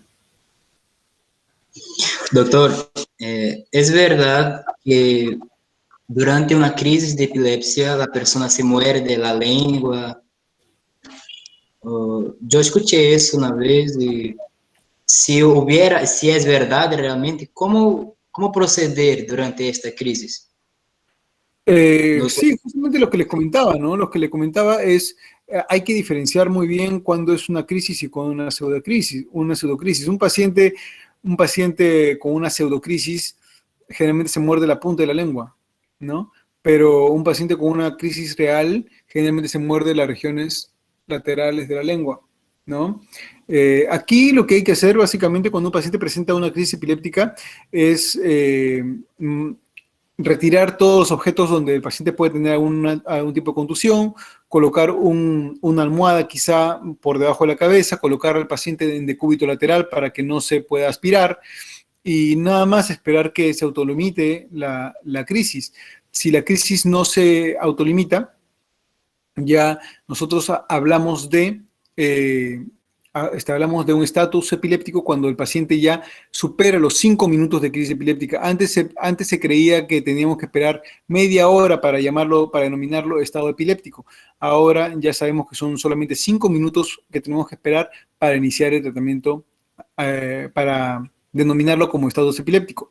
Falta todavía una parte de la clase que la vamos a terminar en la siguiente, que es el manejo del estado epiléptico y el tratamiento de una epilepsia aguda, de un cuadro de epilepsia aguda, ¿no? Eso todavía falta.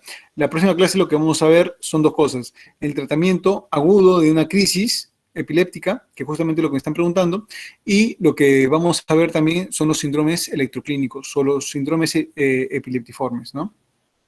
Doctor, una compañera temprano estaba haciendo una cuestión sobre si es que los pacientes con epilepsia sienten dolor al momento de la crisis, ¿no? Generalmente los pacientes no generan dolor, cuando son generalizadas no generan dolor durante la crisis, más bien pueden generar cefalea o dolor muscular secundario a la crisis, en el posictal, ¿no? En el posictal. O sea, generalmente en el posictal pueden generar somnolencia, fatiga, cefalea, dolor muscular.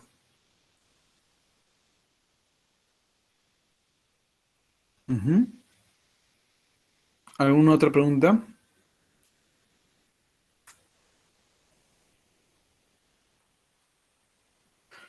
¿Todo claro? ¿Sí? Bueno, entonces nos vemos en la próxima clase. ¿Bien? Vamos a continuar. Ok. Cuídense. Chao.